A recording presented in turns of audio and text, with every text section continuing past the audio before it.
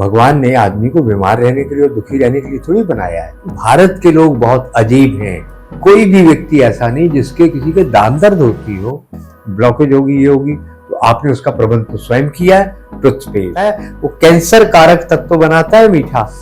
एक अमेरिका की रिसर्च है, वो क्या है, वो भारत के ऊपर बहुत रिसर्च करते हैं, हमको बताते नहीं है कि खाने के बाद अगर वो पेपर ही हटा दिया गूगल ने, आप बताइए कि ईमानदार लोग हैं ये।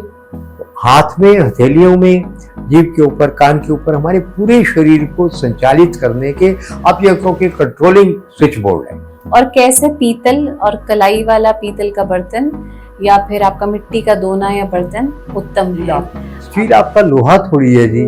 जो चीज बनेगी, खाई जाएगी, उसमें ऊर्जा, लाइफ एनर्जी कहाँ बचेगी।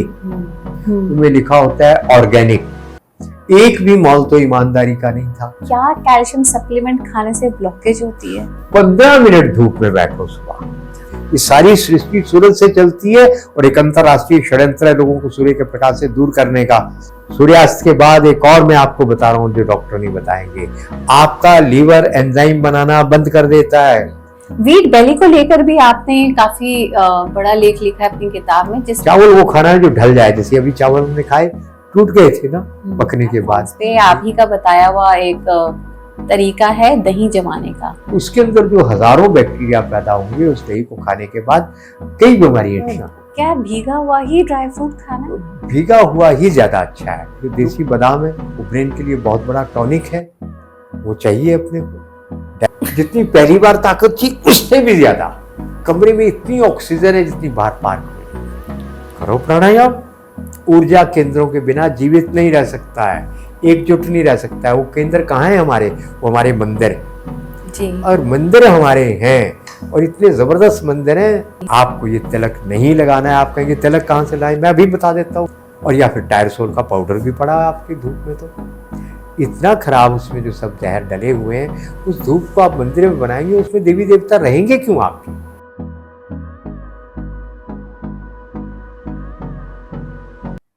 नमस्ते, आपके साथ मैं हूं तेजस्वी और आप देख रहे हैं नॉर्थ स्टार।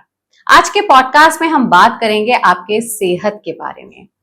हमारी रोजमर्रा के जीवन में कौन सी वो छोटी छोटी गलतियां हैं जिससे हम अपनी सिंपल लाइफ को कॉम्प्लिकेटेड कर देते हैं। हमारा सौभाग्य है कि आज हमारे साथ हैं 40 सालों से प्रैक्टिस कर रहे विख्यात प्रसिद्ध वैद्य श्री राजेश कपूर जी, जो कि हमें आयुर्विज्ञान के गुण सिखाएंगे और हमारा खान पान, जीवन शैली कैसे होनी चाहिए जिससे हम एक सेहतमंद जीवन को अपना सकें, इस बारे में हमें बताएंगे। तो आइए रुक करते हैं इस बातचीत का। वैद्य जी, आपका नॉर्थ स्टार में बहुत बहुत स्वागत है। आपको साधुवाद। पॉडकास्ट की शुरुआत में सबसे पहले तो मैं आपका धन्यवाद करना चाहती हूँ कि 40 सालों से भी ऊपर की आपकी जो ये तपस्या है और जो जन जागृति का आप काम कर रहे हैं कि कैसे हम स्वस्थ रहें और अच्छी जीवन शैली को अपनाएं, उसके लिए मुझे लगता है मैं और हमारा पूरा समाज आपका जितना धन्यवाद करे, जितना आभारी, उतना कम है। तो पहला सवाल ये कि आप देख ही रहे होंगे आजकल हमारे समाज में, देश में देखने में आ रहा है कि चाहे वो हाइपरटेंशन की प्रॉब्लम हो, डायबिटीज़ की समस्या हो, कैंसर की बात हो, मोटापे की बात हो, थायराइड प्रॉब्लम हो, ये जो हेल्थ डिसऑर्डर्स हैं या प्रॉब्लम्स हैं बहुत कॉमन होती जा रही हैं, प्रेवलेंट होती जा रही हैं। और अगर मैं आपको समझूं, यदि कोई आपकी किताब को पढ़े, तो उस लिहाज से तो ये सब होना ही नहीं चाहिए, ये रेयर केसेस होने चाहिए। आपका सवाल बिल्कुल ठीक है। आपकी एक चटपटाहट है कि आखिर ये हो क्यों रहा है जी। वास्तव में आदमी बीमार रहने के लिए तो बना नहीं है जी। भगवान ने आदमी को बीमार रहने के लिए और दुखी रहने के लिए थोड़ी बनाया है जी। उसने तो बिल्कुल ठीक बनाया है। और बड़ी मज़ेदार बात है, मैं आपको एक किताब है जिसका नाम है इंडिका, मैगजीन्स की है वो लिखी हुई। वैसे तो गायब कर दी है सारी किताबें। किन लोगों ने गायब की? वो पश्चिम के लोग हैं जिन्होंने गायब की है। जो आपके बारे में, आपके भारत के बारे में अच्छी बातें होती हैं, उसको गायब करने का काम केवल अरेबियन लोगों ने नहीं किया, यूरोपियन ने भी किया है। तो वो काफ़ी कुछ तो गायब है, फिर भी कुछ जो बचा खुचा संकलित है वो है उसमें इंडिका में। ओके। किसकी है वो? बातें, वो है मेगास्थनीज की। यूनान का एक राजदूत 2100 साल पहले भारत में आया था, लगभग 2100 साल पहले। वो आपके बारे में जो बहुत कुछ लिखा, उसमें एक बात पता क्या कह रहा है, जो आज के विषय से जुड़ी हुई है। वो कह रहा है कि भारत में कोई भी व्यक्ति ऐसा नहीं जिसके किसी के दांत दर्द होती हो, सर दर्द होती हो, कोई किसी तरह की और कोई बीमारी होती हो, ऐसा कोई है नहीं। वो हैरान हो रहा है। वो कह रहा है भारत के लोग बहुत अजीब हैं, किसी के सर दर्द नहीं होती, किसी के दांत दर्द नहीं होती, कोई बीमार नहीं होता। ये कितने समय पहले की बात है? 2100 साल पहले की। अब भारत के दुनिया के जो पश्चिम के देश हैं उनके लिए 2100 साल बहुत बड़ी बात होगी जी। हमारे लिए तो 2100 साल ऐसे है करोड़ों साल के इतिहास में जैसे अब की बात है जी। मतलब कैसे इसको हम जो है जोड़कर देखें। अब देखिए भगवान राम के बारे में कहा जा रहा है, हमको बेवकूफ़ बनाने का काम तो हर स्टेज पे हो रहा है ना जी, हर स्तर पे जी। अरे आपका जो है नासा ने कह दिया 6000 साल पहले भगवान राम हुए थे, 9000 साल पहले भगवान राम हुए थे। हम बड़े खुश हो गए, अरे भगवान राम को 9000 साल पहले ये बता रहे हैं। आप अगर वाल्मीकि रामायण के अनुसार वहाँ के जो कॉस्मोस का जो ग्रह नक्षत्रों की स्थिति है, यदि उसका अध्ययन करें तो पता क्या निकलता है, 1,80,63,000 साल पहले हुए हैं भगवान राम, और आप हमको क्या कह रहे हैं। और जब वो हुए हैं 1,80,63,000 साल पहले, तो कोई विश्वास करेगा जिनके 400 साल 500 साल 1000 2000 3000 साल पहले जिनकी आयु सारी है, संस्कृति की या विकृति की कहिए, संस्कृति तो कैसे कहते हैं उसको, उनको कोई ये बात पचेगी, हजम होगी उनको? उनको तो बहुत कष्ट होता है इस बात से। तो ऐसे लोगों के इतिहास में 2100 साल बहुत छोटा कालखंड है। मेरी आपकी आयु कम होगी पर हमारा जो एक सातत्य है ना, कंटिन्यूटी है, वो करोड़ों साल की है जी। तो उस समय की बात कर रहा है मेगास्थनीज आपके बारे में। क्या कोई बीमार नहीं है। दूसरी बात वो क्या कह रहा है कि भारत के लोग बहुत अजीब है, 120 साल 150 साल 200 साल 250 साल तक जिंदा रहते हैं। कल्पनातीत है कि नहीं बात? बहुत बड़ी बात है।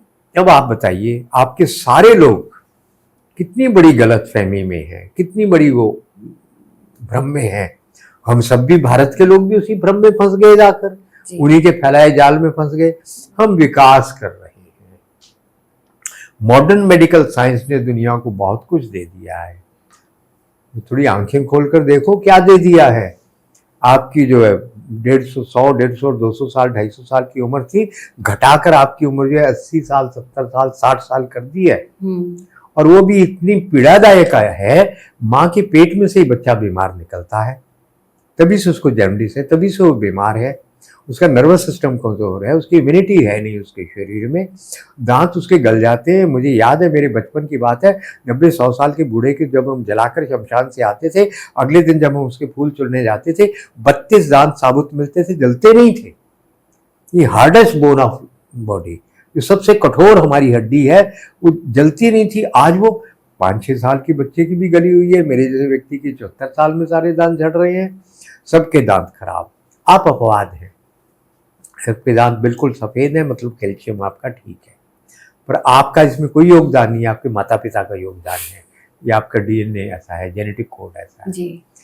तो ये सब क्या हो रहा है? तो पहला भ्रम तो ये छोड़ दीजिए कि आप विकसित हैं। दूसरा भ्रम ये छोड़ दीजिए कि मॉडर्न मेडिकल साइंस आपको स्वास्थ्य दे सकता है। यदि स्वास्थ्य दे सकता है तो आज से 20, 30, 40, 50 या 60 साल पहले जितनी बीमारियां थी, उससे आज बीमारियां ज्यादा क्यों हैं? आप हमें बेवकूफ मत बनाओ। आपका मतलब है मॉडर्न मेडिकल साइंस, हमें बेवकूफ मत बनाओ। आप कह रहे हैं जी ये महामारी फैली, वो महामारी फैली। बताओ अंग्रेजों के आने से पहले कौन सी महामारी फैली है भारत में? ये तो जो नालायक लोग अंग्रेज आए, उन लोगों के कारण उनके अपने देश में एक साल में 2-2, 3-3 बार जो है महामारी एपिडेमिक फैलता था। क्यों फैलता था जी? आपको शायद नहीं पता होगा। मेरे पास किताबें हैं बहुत सारी जो ब्रिटेन के बारे में बता रही हैं कि उनका मल मूत्र कोई डिस्पोजल की व्यवस्था नहीं थी, बहुत विकसित थे ना, तो इसलिए मल मूत्र का डिस्पोजल उनको क्यों करना है? वो करना ही नहीं है। उठाकर पीछे उसमें उठाकर बैलगाड़ी में लादा और कहीं जाकर फेंका है। गली में बहता था मल मूत्र, नाइट सॉइल बोलते हैं। रात को निकाल कर वो खिड़की खोली है, पीछे गली में फेंक दी। उसी में लीद भी है घोड़े खच्चरों की, और आदमी का मल मूत्र भी उसी में है, उसी में से आ जा रहे हैं। एक बर्तन में वो अपना विसर्जन कर देते थे मल मूत्र का। इतने विकसित थे वो लोग। अब हम तो करोड़ों साल में इतने विकसित कभी नहीं हुए, होंगे भी नहीं कभी।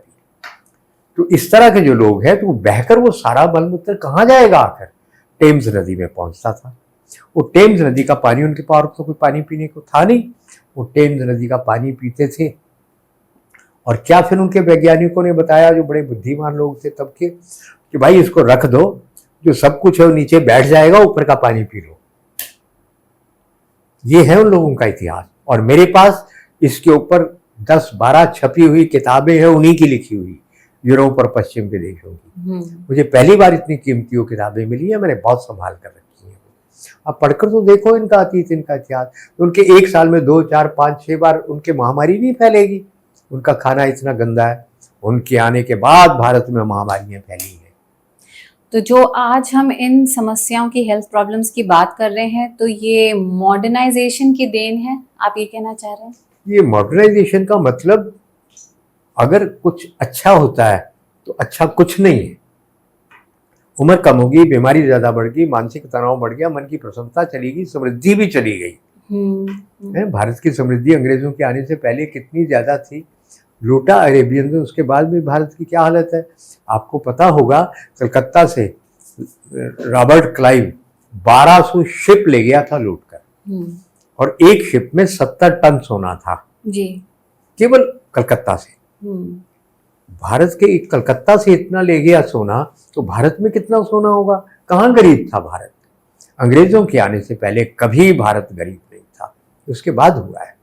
जब इतना निर्धन बना दिया, इतने नालायक अयोग्य लोग थे, असभ्य थे, उन लोगों ने आकर भारत को जो दिया, यहाँ के आयुर्वेद को, यहाँ के स्कूलों को, यहाँ के एजुकेशन को, सबको बंद किया। वो सब उनके रास्ते में रुकावट थे। उनकी बैप्टाइजेशन जो उनको करना था, जो लूटना था, उन सब में ये बातें रुकावट थी।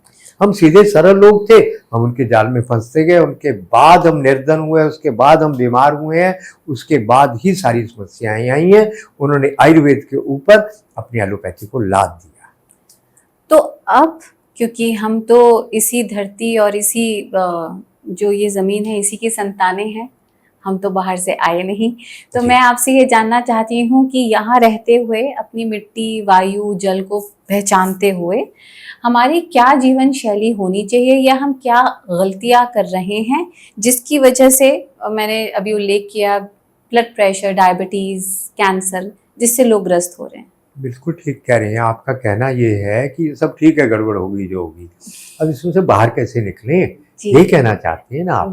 जी, तो हमको पहले ये समझना होगा कि आधुनिक होने के नाम पर हमने कितने बड़े बड़े भयंकर गलतियां हम करते जा रहे हैं। स्थिति ये है कि इसको मैं एक पंक्ति में अगर कहना चाहूँ, आज स्थिति ये है कि हम अपने पैसे से बाजार से चाकू लाकर खरीदते हैं और अपनी गर्दन पर फेर देते हैं अपने परिवार वालों के लिए। पर इतनी सावधानी रखते हैं कि एक बार में नहीं मारना है, थोड़ा थोड़ा करके मारते हैं। ये स्थिति है। तो अब बताइए, बताता हूँ कैसे कैसे हम इनके प्रचार के जाल में फंसकर कैसे अपने आप को हम स्वयं मार रहे हैं, कैसे बीमार बना रहे हैं। अब प्रातः उठकर, पहले मैं प्रातः उठने से, बहुत बड़ा विषय इसलिए प्रातः उठने से सोने तक की कुछ बातें बताता हूँ। प्रातः उठे तो पहला काम क्या किया, जब रात को सोए थे, पॉलीफिल के तकिए के ऊपर सर रखकर सोए थे जी। नायलॉन की चादर बिछी हुई थी। जो नायलॉन के तकिए पे सर रखकर करता है, उसका स्ट्रेस लेवल बहुत बढ़ जाता है, या डिप्रेशन में जाएगा, और उसको अच्छी नींद कभी आ ही नहीं सकती है। क्यों?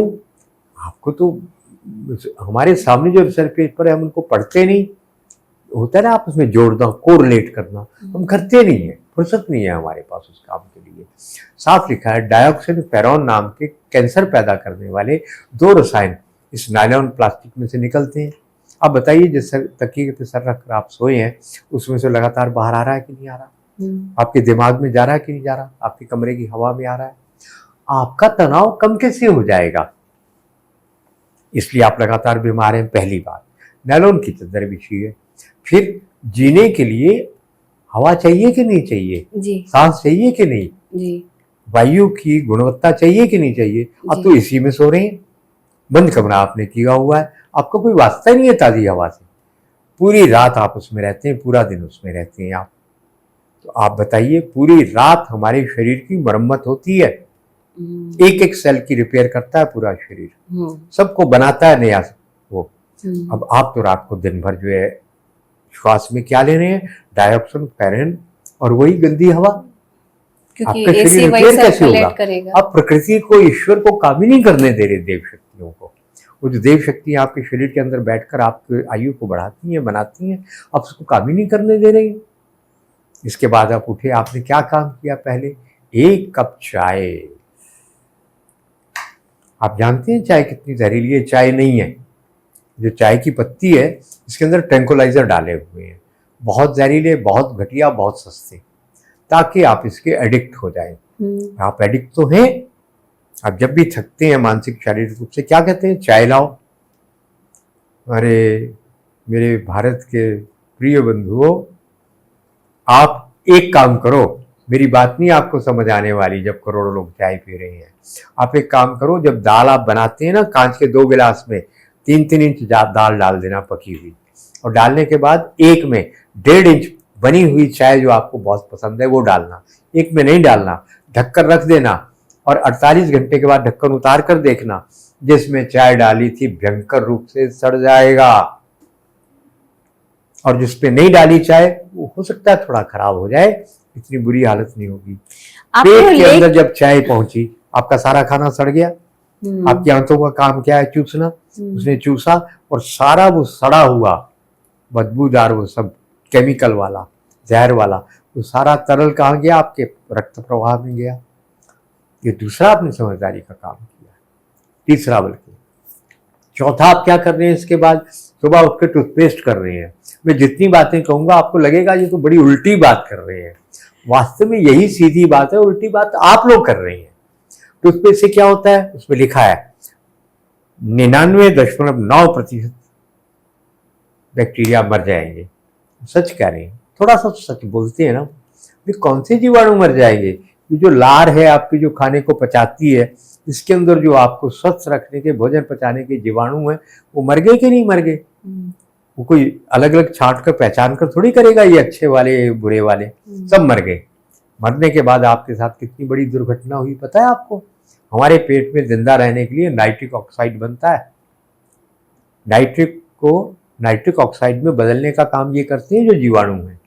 ये तो आपके पास है ही नहीं, अब वो नहीं है तो नाइट्रिक ऑक्साइड नहीं बना। जब नाइट्रिक ऑक्साइड नहीं बना तो आपका भोजन ठीक से क्यों पचेगा? आपकी नस नाड़ियाँ पूरी कठोर होंगी कि नहीं होंगी? आप शायद आगे पूछेंगे, रक्तचाप, ब्लड प्रेशर बढ़ गया जी, ब्लॉकेज होगी, ये होगी। तो आपने उसका प्रबंध तो स्वयं किया है। टूथपेस्ट 10-10 मिनट तक रगड़ रहे हैं अपने मुंह में, हैं? आपके सारे जीवाणु मर गए, उसमें कीटाणु नहीं, जीवाणु मर गए। और उसके बाद ये सारी मांसपेशियां हैं, नाइट्रिक ऑक्साइड के बिना इनमें जीवन नहीं आता है। तो फिर आपकी व्यायाम करने की, काम करने की क्षमता खत्म होगी। आप थके थके रहते हैं दिन भर। आपकी मसल्स की, मांसपेशियों की आयु कम हो गई। आपकी आयु यानी मांसपेशियों की, आपके कोशों की, सेल्स की आयु, वो तो आपने स्वयं खत्म कर दी। अब बताओ, किसी को बताए टूथपेस्ट नहीं करना है, वो कहेगा ये वैद्य जी के दिमाग में कुछ फर्क है। मेरे मित्रों, मेरे दिमाग में फर्क नहीं है, आपकी सोच में फर्क है। आपके दिमाग को डिटर्जेंट से जैसे कपड़ा धोते हैं ऐसे धो दिया गया है। आपके दिमाग में प्रोग्राम डाल दिया टूथपेस्ट। ये दांत करने का मतलब टूथपेस्ट नहीं है। दातन करो, मंजन करो, मुंह में आपने वो डाला, और आपका बच्चा जिसकी अभी तक BBB, ब्लड ब्रेन बैरियर, ये डिफेंस सिस्टम, सुरक्षा तंत्र बना ही नहीं है, आप उसको भी टूथपेस्ट मुंह में डाल रहे हैं। तो जो पीडियाट्रिशियन छोटे बच्चों को कहते हैं कि उनको आप नॉन फ्लोराइड टूथपेस्ट दीजिए, और जब बच्चा हो जाए 7 साल का, उसके बाद उसे थोड़ा मुझे गुस्सा भी आता है, फ्लोराइड वाला दीजिए। नासमझी की बातें करते हैं हम लोग, और कहते हैं हम मॉडर्न हैं, पढ़े लिखे हैं। किस काम का आपका पढ़ा लिखा? मैं जानबूझ के चोट मार रहा हूँ। किस काम का आपका पढ़ा लिखा होना? दुनिया की कौन सी चीजें जो गिली को आप पैक करो और उसके अंदर इंसेक्टिसाइड, पेस्टिसाइड, फंजीसाइड, ये खेतों में डालने वाले, कीड़े मारने वाले जहर नहीं डालोगे तो वो सड़ेगा कि नहीं सड़ेगा? आपका हर टूथपेस्ट, चाहे वो भारत का बना है चाहे बाहर का बना है, उसके अंदर ये सारे जहर पड़े हैं कि नहीं पड़े? फ्लोराइड नहीं पड़ा तो बाकी के जहर कदम कदम पे बेवकूफ बनाने का काम हो रहा है। आप टूथपेस्ट मुंह में डाल रहे हैं कि नहीं डाल रहे? उसके अंदर मीठा है कि नहीं है? मीठा ही नहीं, स्प्लेंडा, उस स्प्लेंडा पेट में जाने के बाद आपके साथ जो रासायनिक प्रतिक्रिया करता है वो कैंसर कारक तत्व बनाता है मीठा। टूथपेस्ट में यदि सबसे जहरीली कोई चीज है ये कीटनाशकों से भी ज्यादा तो स्प्लेंडा है जो मीठा है। बताइए कौन से टूथपेस्ट में मीठा नहीं है? तो मैं दो बातों पे यहीं पे आपसे निदान चाहती हूँ। अगर चाय सुबह नहीं पीनी है तो फिर क्या पिया जा सके? चाय के लोग जो आदी हो गए हैं उसको छोड़े कैसे, और टूथपेस्ट की जगह क्या करें? बहुत सुंदर सवाल है आपका। इसका मतलब आप औपचारिकता नहीं करते, आपके हृदय से बात निकलती है। बहुत सरल है। मेरे घर पे जो भी लोग आते हैं जो मेरा बनाया काढ़ा पी लेते हैं उसके बाद भी फिर कभी चाय नहीं पीते हैं। अभी वहाँ पे मंडी में ना बहुत कुछ हो गया ना नुकसान। वहाँ पे मेरे ही नाम वाले एक राजेश कपूर जी हैं जो एक साल में लगभग 1 करोड़ रुपया खर्च कर चुके हैं सेवा के लिए। दीवाने आदमी है, दिल्ली के ही है वो। अच्छा। रहने वाले वहाँ के, बिजनेस यहाँ है। तो उन्होंने मुझे बुलाया, मैं कुछ 10-12 दिन वहाँ रहा। मैंने उनको पिलाया अपना काढ़ा। वो पीने के बाद उन्होंने चाय छोड़ दी पूरी तरह से। वो क्या डालता हूँ मैं उसमें थोड़ी सी गिलोय डालता हूँ। ठीक है ना जी। कभी कभी गिलोय बहुत कड़वी आती है तो वो तो नहीं डालता हूँ मैं, साधारण गिलोय। इतना बड़ा टुकड़ा 3 इंच का कूटा पानी में डाल दिया। पीतल के बर्तन मेरे जाने के बाद खरीदा उन्होंने, पीतल के बर्तन में बनाकर पीते थे हम वहाँ काढ़ा। स्टील हटा दिया। क्यों हटाया बताऊंगा। दूसरी चीज, जब मौसम था पलाश के फूल जिसको ढाक बोलते हैं, उस पलाश के फूल लेकर बहुत ठंडे और बहुत ताकत देने वाले होते हैं, वो मैंने पैकेट पे रखे हुए हैं। 3-4 वो फूल डाल देते थे उसमें, पुदीना डाल देते थे, अमरूद का एक पत्ता डाल देते थे। ऐसे हम कोई अच्छा गुड़हल हिबिस्कस जिसको बोलते हैं लाल वाला, वो भी बहुत ताकत देता है, बहुत ठंडा होता है, लिगामेंट्स बना देता है। पूरा फूल डाल दें? पूरा फूल सुखाकर रखे हुए हैं। वो फूल लेकर उसके बीच की पराग की डंडी निकाल देती है, बस हर फूल की पराग की डंडी ले ली। वो 2 फूल उसमें डाल दिए। उबालने के बाद जब हम पीते थे तो मैं जो कुछ भी पीऊँ एसिडिटी होती है। आजकल के बुद्धिमान लोग लौंग डाल रहे हैं, दालचीनी डाल रहे हैं। क्यों? उन्होंने पढ़ा है जी बहुत अच्छी चीज़ें हैं ये। अरे एसिडिटी आपकी इतनी बढ़ी हुई है, आप उस ऊपर से गर्म चीज़ें बिल्कुल नहीं। वो मैं पीता हूँ, पीने के बाद एकदम ताजगी और मज़ा आता है। पीते समय हम थोड़ा नींबू भी डाल देते हैं और मीठा डालते हैं तो बेस्वाद नहीं पीते हम, खांड डालते हैं। उनके घर में चीनी थी, बाजार में गए मंडी में, खांड खरीद कर लाए। मैं 150 रुपए किलो लाता था, वह 60 रुपए किलो। वो खांड डाली, क्या स्वाद आता है। पीने के बाद कुछ पीने को मन ही नहीं करता। तो ये डालो, इसके अलावा आपको कुछ और भी डालना है, कड़ी पत्ता डाल लो, और कुछ याद आए तो वो डालो। जैसे एक आपका पारिजात का वो होता है, वो डाल लो। और फिर एक होती है विष्णुक्रांता, नीला फूल होता है, सफेद फूल होता है, वो डालो। बहुत एनर्जी है उसके अंदर। आपने कई सामग्री इसमें बताई जिसमें से सिर्फ एक पुदीना और कड़ी पत्ता मुझे समझ में आया, आसानी से मिल जाए, जो आसानी से शहर में मिलेगा। बिल्कुल ठीक। बाकी चीजें कहाँ से? अमरूद का पत्ता मिलेगा कि नहीं मिलेगा? मिल जाएगा। पलाश के फूल अब नहीं मिलेंगे, पर जब उसका मौसम आएगा अप्रैल में तो फिर तो मिलेंगे ना। निकाल के सुखा कर रख लो, मुफ्त में मिलेंगे। अभी आप दिल्ली के किसी भी उसमें चले जाओ, पंसारी की दुकान पे, वहाँ पलाश के फूल मिलेंगे कि नहीं मिलेंगे सुखाए हुए। और हिबिस्कस और आपने हिबिस्कस 12 महीने मिलता है, लाल वाला फूल। तो उसको हम घर में ही सुखा सकते हैं और चाय बना सकते हैं। जी, मेरे ख्याल में तो हिबिस्कस को सुखाना बरसात में सड़ जाता है, फंगस आ जाती है। क्यों? टहनी गाड़ दो, उग जाएगा पौधा। गमले में 2-3 पौधे लगा दो, रोज एक फूल तोड़ो और डाल दो। और जिनका ब्लड नहीं बनता, ब्लड नहीं है, चाय से उसका ब्लड बन जाएगा। क्यों? हिबिस्कस में आयरन बहुत ज्यादा है। आप 2 फूल पानी में डालकर भिगोकर सुबह पी लो, गुड़ डालकर, आपका ब्लड बनेगा। तो एक तो चाय का समाधान हो गया। दूसरा आपने टूथपेस्ट पूछा। अच्छा, एक बात मैं बताना भूल गया, जिनको इसकी नशे की आदत है, ट्रैंक्विलाइजिंग इफेक्ट, उसका भी बड़ा अच्छा समाधान है। ब्रह्मी ले लो, बाजार से ले लो ना आराम से। शंखपुष्पी ले लो, जटामासी ले लो। 100 ग्राम ब्रह्मी, 100 ग्राम शंखपुष्पी, 50 ग्राम जटामासी, क्योंकि जटामासी थोड़ी गर्म है। मिलाकर बाकी सब चीज़ें 100-100 ग्राम जो मिलानी है मिलाओ। तो शंखपुष्पी, जटामासी, इसके कारण क्या होगा, आपकी ब्रह्मी के कारण ट्रैंक्विलाइजिंग इफेक्ट आएगा। पीते पीते आपको नशे वाला वो जो है ना वो असर होगा। पर उसका एक और लाभ होगा, आपके ब्रेन सेल नए बनने लगेंगे, मेमोरी शार्प हो जाएगी आपकी, स्मरण शक्ति बढ़ जाएगी आपकी। और ये सामग्री भी किसी भी पंसारी की ले लो, दुकान से ले तो ये सकते देख लेना गली सड़ी ना हो, पुरानी ना हो, थोड़ा उसमें रंग हो, हरियाली सी है अगर उसमें तो बढ़िया है, हैं। और जटामासी में सुगंध है तो बढ़िया है। अब टूथपेस्ट, दांत कैसे साफ करें?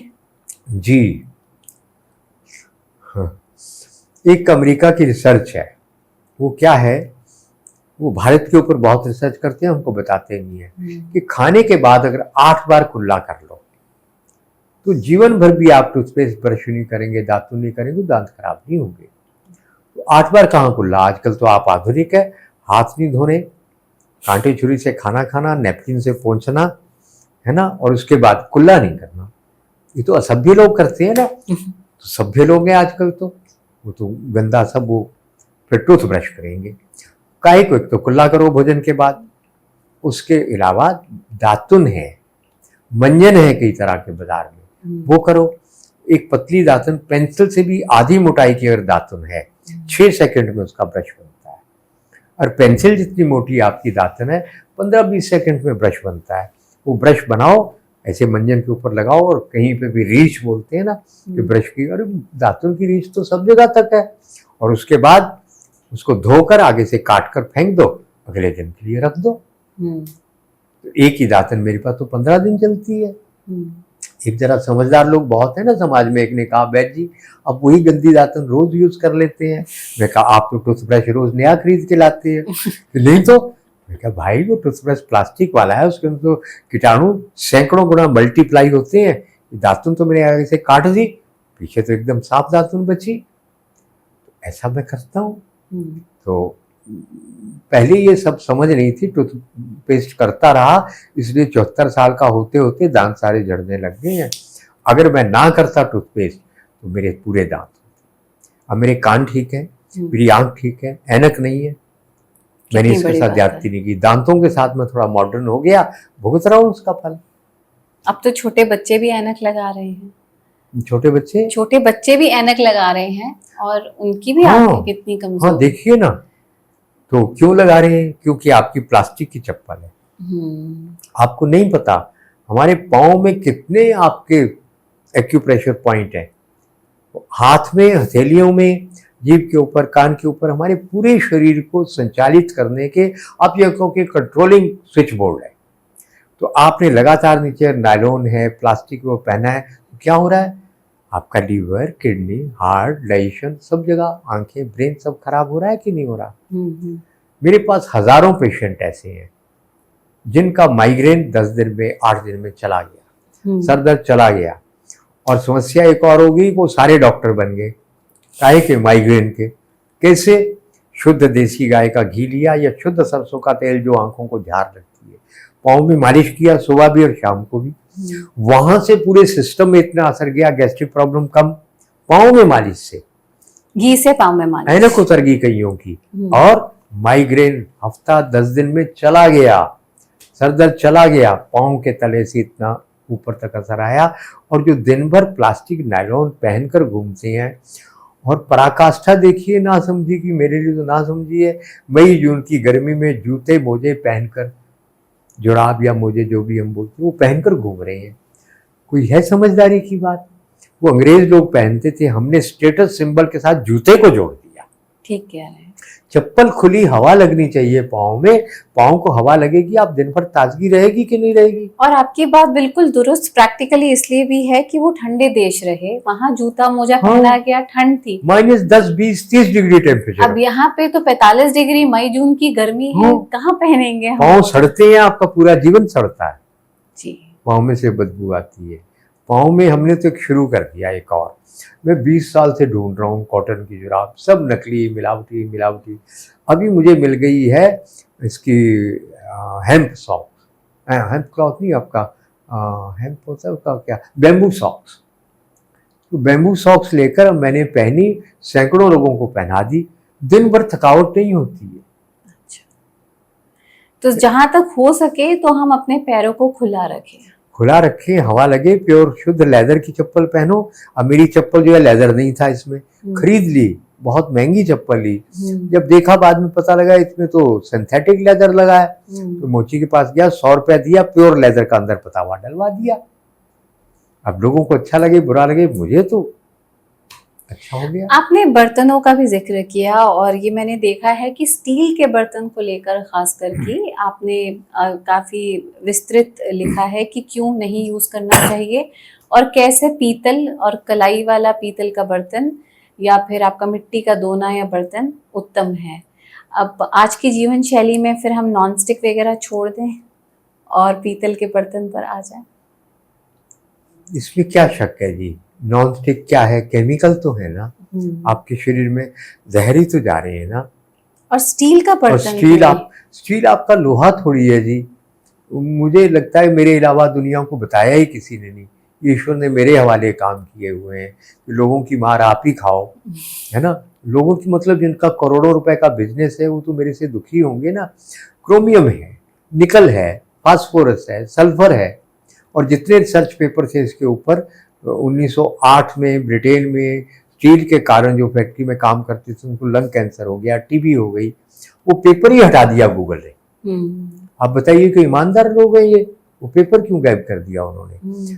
फिर 1911 में फिर से पेपर है, तो ये सब गायब कर दिए उन लोगों ने पेपर। वो बता रहे हैं कि स्टील खतरनाक है, क्रोमियम निकल मेटेलिक पॉइजन है, हार्डनिंग करता है, सारा पूरा शरीर कठोर होता है। उसमें बनाकर खाओगे तो जो चीज़ बनेगी खाई जाएगी उसमें ऊर्जा, लाइफ एनर्जी कहाँ बचेगी।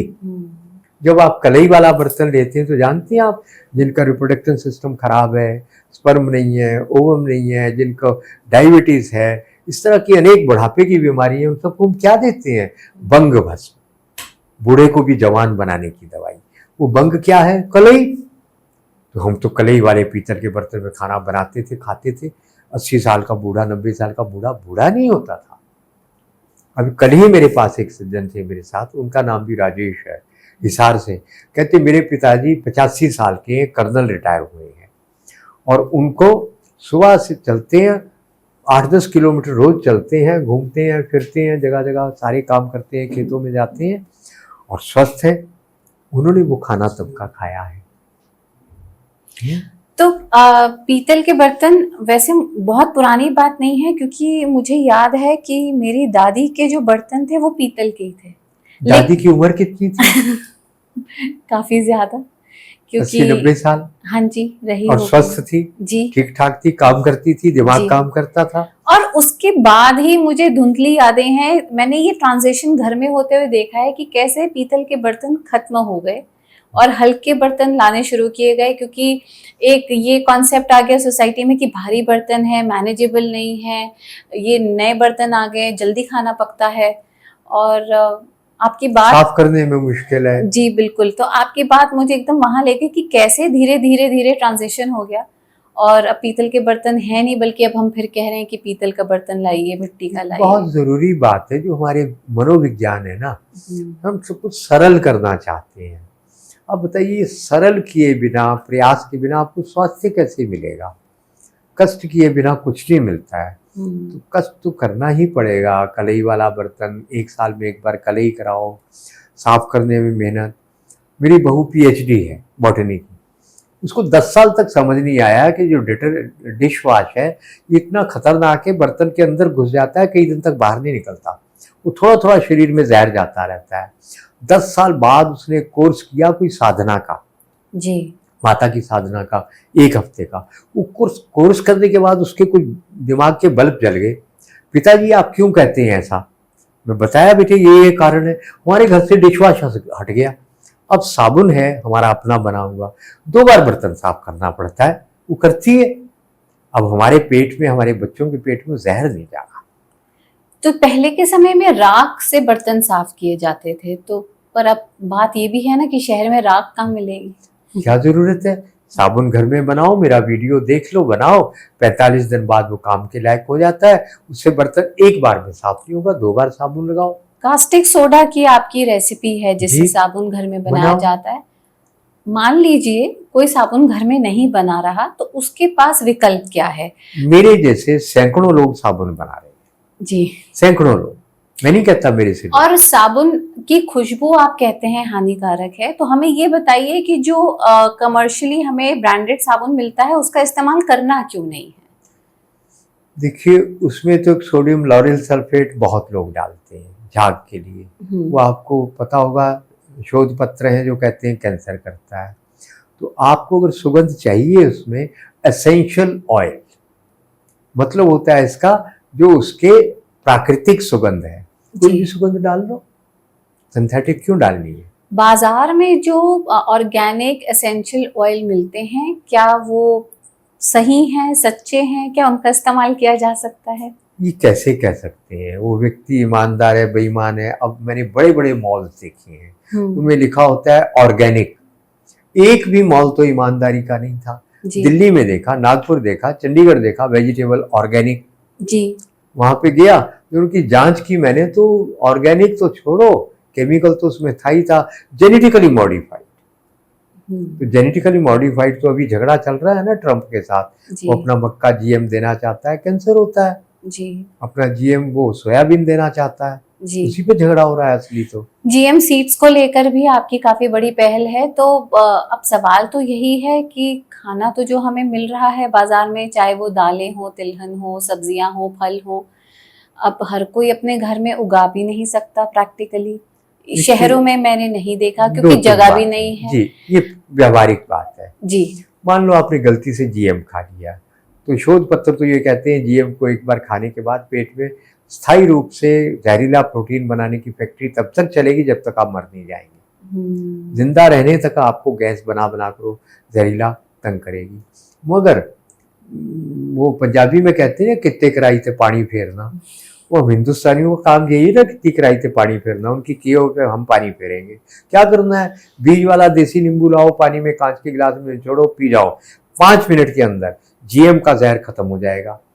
तो अब मतलब क्या है, जिनको नींबू से एलर्जी नहीं है वो सब देसी नींबू यानी बीज वाला, वो दिन में 2-3 बार तो नींबू पी लिया करो। मैं नींबू डालकर ही लाया था इसमें, वही पानी मैंने पिया। कब आपने जीएम खाया पता नहीं, 2-3 बार नींबू का पानी पियो, अगर आपको सूट करता है सेंधा नमक डाल लो। तो पहला तरीका हो गया, जीएम से बच गए।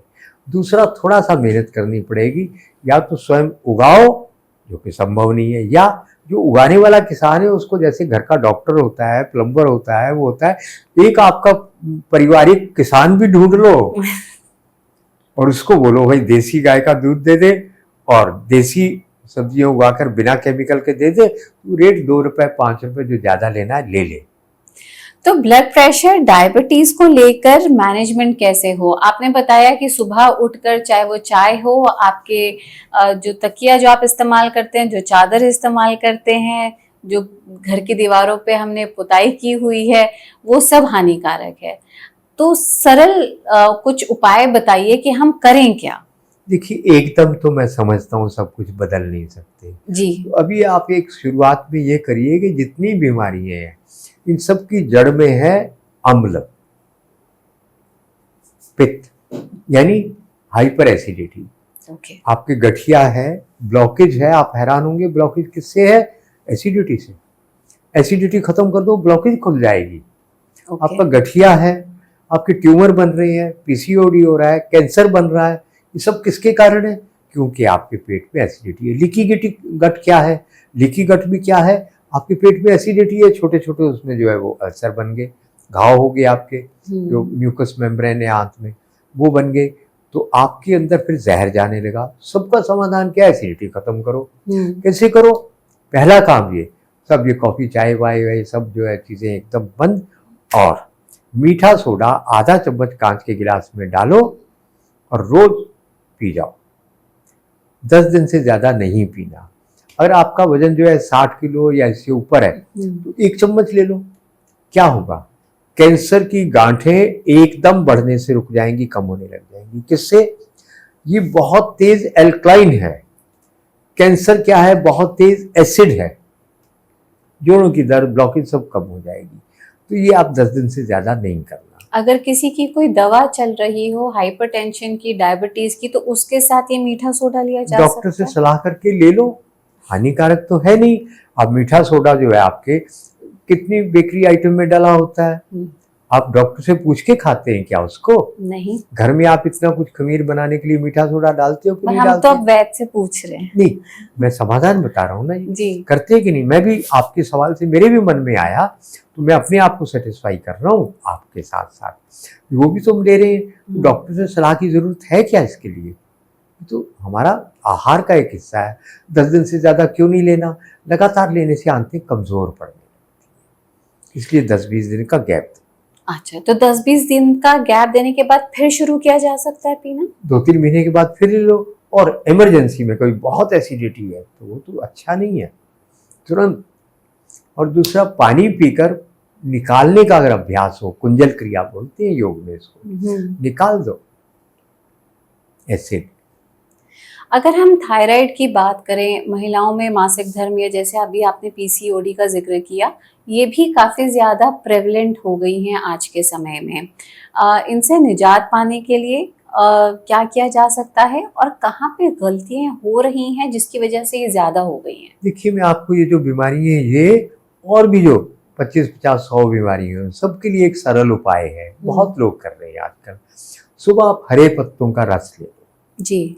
फलों को ले लो। ड्रैगन फ्रूट मुझे लगता नहीं कि अभी तक जीएम होगा, थोड़ा महंगा तो है। दूसरे, आपका जो बाजार में मुझे अच्छा मिल रहा है, नाशपाती मिल रही है। तो कोई भी केमिकल वाला, मैं हिमाचल का रहने वाला हूँ, मैं इतना सा सेब नहीं खा सकता, खाते ही मुझे सर दर्द होती है केमिकल के कारण। और आजकल तो HD एप्पल आ गया है, हाई डेंसिटी, वो पूरा जीएम है, बहुत सुंदर लाल है, पूरा जहर है। स्प्रे करो ना करो, वो जहर ही है। HD मैंगो, HD एप्पल, तो वो मैं नहीं खा सकता। मगर मैं नाशपाती खा रहा हूँ, लाल वाली, हरी वाली, कुछ नहीं हो रहा। एक तो सुबह से मुझे पेट साफ आराम से, जी। तो आपको भी यही करना है। फल खा लो सुबह, नाशपाती है, ड्रैगन फ्रूट है, सीताफल है, ये खाओ। पाओ आधा किलो, पौना किलो खा जाओ, उसके बाद आप देखेंगे आपकी एसिडिटी तो गायब। दूसरा, गोंद कतीरा। गोंद कतीरा खाने का तरीका, क्योंकि जी, पानी मैं में बताता भिगो हूँ। के अक्सर लोग खा नहीं पाते। मैं बताता हूँ मैंने क्या किया है। मैंने गोंद कतीरा भिगो दो, या भूल गए रात को तो सुबह फिर है नहीं गोंद कतीरा, ठंडा होता है पर ताकत बहुत देता है और एसिडिटी को ख़त्म करता है। मैंने क्या किया, उसको मिक्सी में पीस दिया। पीसने के बाद जितना वो था उससे ज़्यादा उसके अंदर खांड मिला दी या मिश्री मिला दी। अब इससे क्या होगा, उसकी बॉल नहीं बनेगी, लंप नहीं बनेगा। उसको पानी में डाला, घोला, 5 मिनट बाद पी लिया। और अगर उसको ऐसे ही ले लिया जाए लंप समेत, तो कोई उससे नुकसान है? कैसे खाएंगे आप? खा नहीं पाएंगे। पेट में जाके गोलियां बन जाएंगी, जम जाएगा, चिपक जाएगा। पानी में घोलकर, उसको पानी चाहिए ना 10 गुना या 20 गुना पानी चाहिए उसको फूलने के लिए। तो 1 कप में आधा चम्मच डालो और पी लो। सेंधा नमक या मीठा जो आपको ठीक लगता है वो डालकर पियो। मैंने आजकल एक काम शुरू किया और मुझे बड़ा अच्छा लग रहा है आजकल। एक नया प्रयोग मैं करता रहता हूँ। सुबह उठते ही पानी पीना है ना, उसमें आधा चम्मच मैं गोंद कतीरा डालता हूँ, और सर्दी का मौसम है, मुझे जुकाम है, कुछ ऐसा लगता है, थोड़ी काली मिर्च डाल दी, ठंडा ना बैठे, जोड़ों की दर्द ना हो जाए, पी लिया। उसके बाद बाकी के काम करता हूँ, काढ़ा वाढ़ा बनाना पीना, दातन ब्रश, सब उसके बाद आप अपने हिसाब से इसको कर लो। कैसे एक गिलास पानी में कितना गोंद कतीरा का पाउडर जाएगा? आपका जो है 1 गिलास पानी में आधा चम्मच तो चलेगा। यानी कि गोंद कतीरा की जो एक बॉल होती है छोटी सी, वो एक डाली जा सकती है 1 गिलास में? डली तो आपको तुरंत चाहिए तो डाल ही नहीं सकते आप। आपको रात को अगर वो डलियाँ भिगोनी है तो आप इतना से 1 या 2 चम्मच 1 गिलास पानी में भिगो दो, रात भर में वो फूल जाएगा। उसमें से कितना आपको पानी में मिलाना है, मिलाकर पी लो। दूसरा तरीका है, उसी टाइम पीना है तो पीस कर रखा है, मीठा मिलाकर रखा है, अब जुड़ेगा नहीं मीठे के कारण, उसको पानी में घोलो और पी लो। क्या इसे खाने में भी डाला जा सकता है? सब्जियों में, दाल में? खाना आपका काफी गाढ़ा नहीं हो जाएगा? अगर आपको तरी गाढ़ी करनी है तो थोड़ा सा डाल सकते हैं। हम अलसी डालते हैं तो तरी खूब गाढ़ी हो जाती है, डाल सकते हैं। कई ज्यादातर तो इसको लड्डुओं के फॉर्म में ही सुना है मैंने, गोंद के लड्डू खाए आपका जाते ठीक है कहना, ये कस्टर्ड वगैरह हम बनाते हैं ना कुछ, उसमें डालकर उसको हम एकदम गाढ़ा सूप बना रहे हैं, कितना गाढ़ा सूप बन जाएगा। बात तो ठीक है आपकी मैंने कभी नहीं किया, सोचा भी नहीं, पर आपने ठीक सोचा। ये थोड़ा सा चुटकी भर डाल दो, एकदम गाढ़ा सूप बन गया। आयरन और कैल्शियम की कमी से भी ये जनरेशन जूझती है, क्या उसके कोई समाधान है? अक्सर देखा गया है कि सब शहर में सप्लीमेंट्स लेने हैं, विटामिन डी का सप्लीमेंट, आयरन का सप्लीमेंट, कैल्शियम का सप्लीमेंट, जो गोलियां मिलती हैं उनको खाया जाता है। क्या ये सही है? और नहीं है तो फिर क्या करें जिससे हमें कोई एक परमानेंट सोल्यूशन मिल जाए, स्थायी सोल्यूशन? आपका लगता है इन विषयों पे आपने पहले खूब अध्ययन चिंतन किया हुआ है। ऐसा है, जितने सप्लीमेंट हैं ये सब सिंथेटिक है। अच्छा। और जो सिंथेटिक सप्लीमेंट है उसके साथ समस्या क्या है? हमारा लीवर उसी चीज़ को पचाता है, सिंथेसाइज करता है, उसी के लिए एंजाइम छोड़ता है, डाइजेस्टिव एंजाइम, जिसको वो जानता है। जितने भी आपके सिंथेटिक है, या आपका एडल्ट साल्ट है, या आपकी जितनी दवाइयाँ, इन सबको हमारा लीवर जानता नहीं है, इसलिए इनको पचाने के लिए कभी भी वो कोई एंजाइम नहीं छोड़ता। इसलिए वो शरीर में जाकर जहर की तरह डिपॉजिट होते हैं तो आपकी किडनी को फेल करते हैं, लीवर को फेल करते हैं। तो इसको कहाँ से प्राप्त करें? एकदम सरल है ना। आपको आयरन चाहिए तो आपको मैंने बताया हिबिस्कस के 2 फूल, अगर सर्दी का मौसम है थोड़ा अदरक या काली मिर्च डाल लेना, थोड़ा सा गुड़ डालो, देसी ऑर्गेनिक गुड़ जी, रात को भिगो दो कांच की गिलास में, सुबह पी लो, खा लो, आपका 1 हफ्ते में आयरन ब्लड बन जाएगा। दूसरा, कम से कम 1 बार तो दिन में कोई सब्जी लोहे की कढ़ाई में तड़का दे लो, है ना, उसको उसी टाइम तड़का दो और 10 मिनट में खाली कर लो। तो एक ही तकलीफ होगी ना कि उसको पकाने से पहले कढ़ाई को साफ करो, पकाने के बाद साफ करो, फिर अगली बार जब पकाना है फिर जंग लग गया फिर साफ करो, इतना कष्ट कर लो, आयरन आपको मिल गया, हो गया। उसके बाद बहुत बड़ी रिसर्च एक आई है, हमारे शरीर के अंदर एक Q10 नाम का एक होता है, ये एंटीऑक्सीडेंट है Q10। ये क्या करता है? हमारे शरीर के अंदर एक दिन में जो फ्री रेडिकल्स है, यानी जहर के कण, वो कितने बनते हैं पता है आपको? जो बुढ़ापा पैदा करते हैं, बीमारियां पैदा करते हैं। जब हमारे को माइटोकॉन्ड्रिया के अंदर जब एनर्जी जनरेट होती है ना हमारे अंदर, पूरे ऑर्गन सबको पालने का काम, बनाने का काम कौन करता है? जो एनर्जी जनरेट हो रही है, ये जब जनरेट होती है तो ऑक्सीडेशन होती है। जब ऑक्सीडेशन होती है तो फ्री रेडिकल्स बनते हैं ऑक्सीजन के, वो फ्री रेडिकल तो आपके लिए खतरनाक है। और कितने बनते हैं एक दिन में? लोग कहते हैं एंटीऑक्सीडेंट खा लो, अरे संभव ही नहीं है। वो कितने बनते हैं? 10 घातांक 19, यानी 10 रेज पावर 19, या 10 के आगे 19 जीरो लगाओ, इतने हर रोज बनते हैं। तो इनको अगर आपको न्यूट्रलाइज करना है, एक मॉलिक्यूल को उसको खत्म करने के लिए एक मॉलिक्यूल की जरूरत पड़ती है। तो इतनी आपको लेने के लिए कई क्विंटल आपको एंटीऑक्सीडेंट खाना पड़ेगा। संभव है क्या? नहीं। समाधान है। आप एक बात बताइए, आज से 50-100 साल पहले हमारे बुजुर्ग कितने हट्टे कट्टे होते थे, वो कौन सा एंटीऑक्सीडेंट खाते थे? आप हमको एंटीऑक्सीडेंट खिला रहे हो, वो लोग स्वस्थ थे कि आप स्वस्थ हैं? तो क्या करते थे? चटनी खाई, पुदीना खाया, धनिया खाया, सूखी रोटी खाई, साथ में मक्खन के साथ रोटी खाई। तो क्या हुआ? एक बहुत नई रिसर्च ये आई है एक डॉक्टर की, कि जैसे पौधे फोटोसिंथेसिस क्रिया करते हैं सूर्य के प्रकाश में, क्लोरोफिल जो है खुराक बनाता है, ऐसे आपका शरीर भी करता है। आपने हरा खाया, 15 मिनट धूप में बैठो सुबह, 15 मिनट दोपहर को धूप ले लो अगर संभव है, 15 मिनट शाम को ले लो, क्या होगा? आपका पूरा शरीर इतने एंटीऑक्सीडेंट बनाएगा जो आपके वो 10 घातांक 19 रेज पावर 19 वो जो फ्री रेडिकल बने हैं वो समाप्त हो जाएंगे इतनी सी चटनी खाने से, इतनी सी हरे पत्तों की सब्जी खाने से, इतना हरा जूस पिया और धूप में बैठ के, केवल 15 मिनट, हो गया काम। और कैल्शियम की पूर्ति करने के लिए, क्योंकि मैंने आपको बहुत कई आसान। प्लेटफॉर्म्स पे सुना है कि क्या कैल्शियम सप्लीमेंट खाने से ब्लॉकेज होती है? मैं नहीं कह रहा हूं, 86% जो है कैल्शियम की गोलियां खाने से ब्लॉकेज होती है, आर्टरी ब्लॉकेज होती है।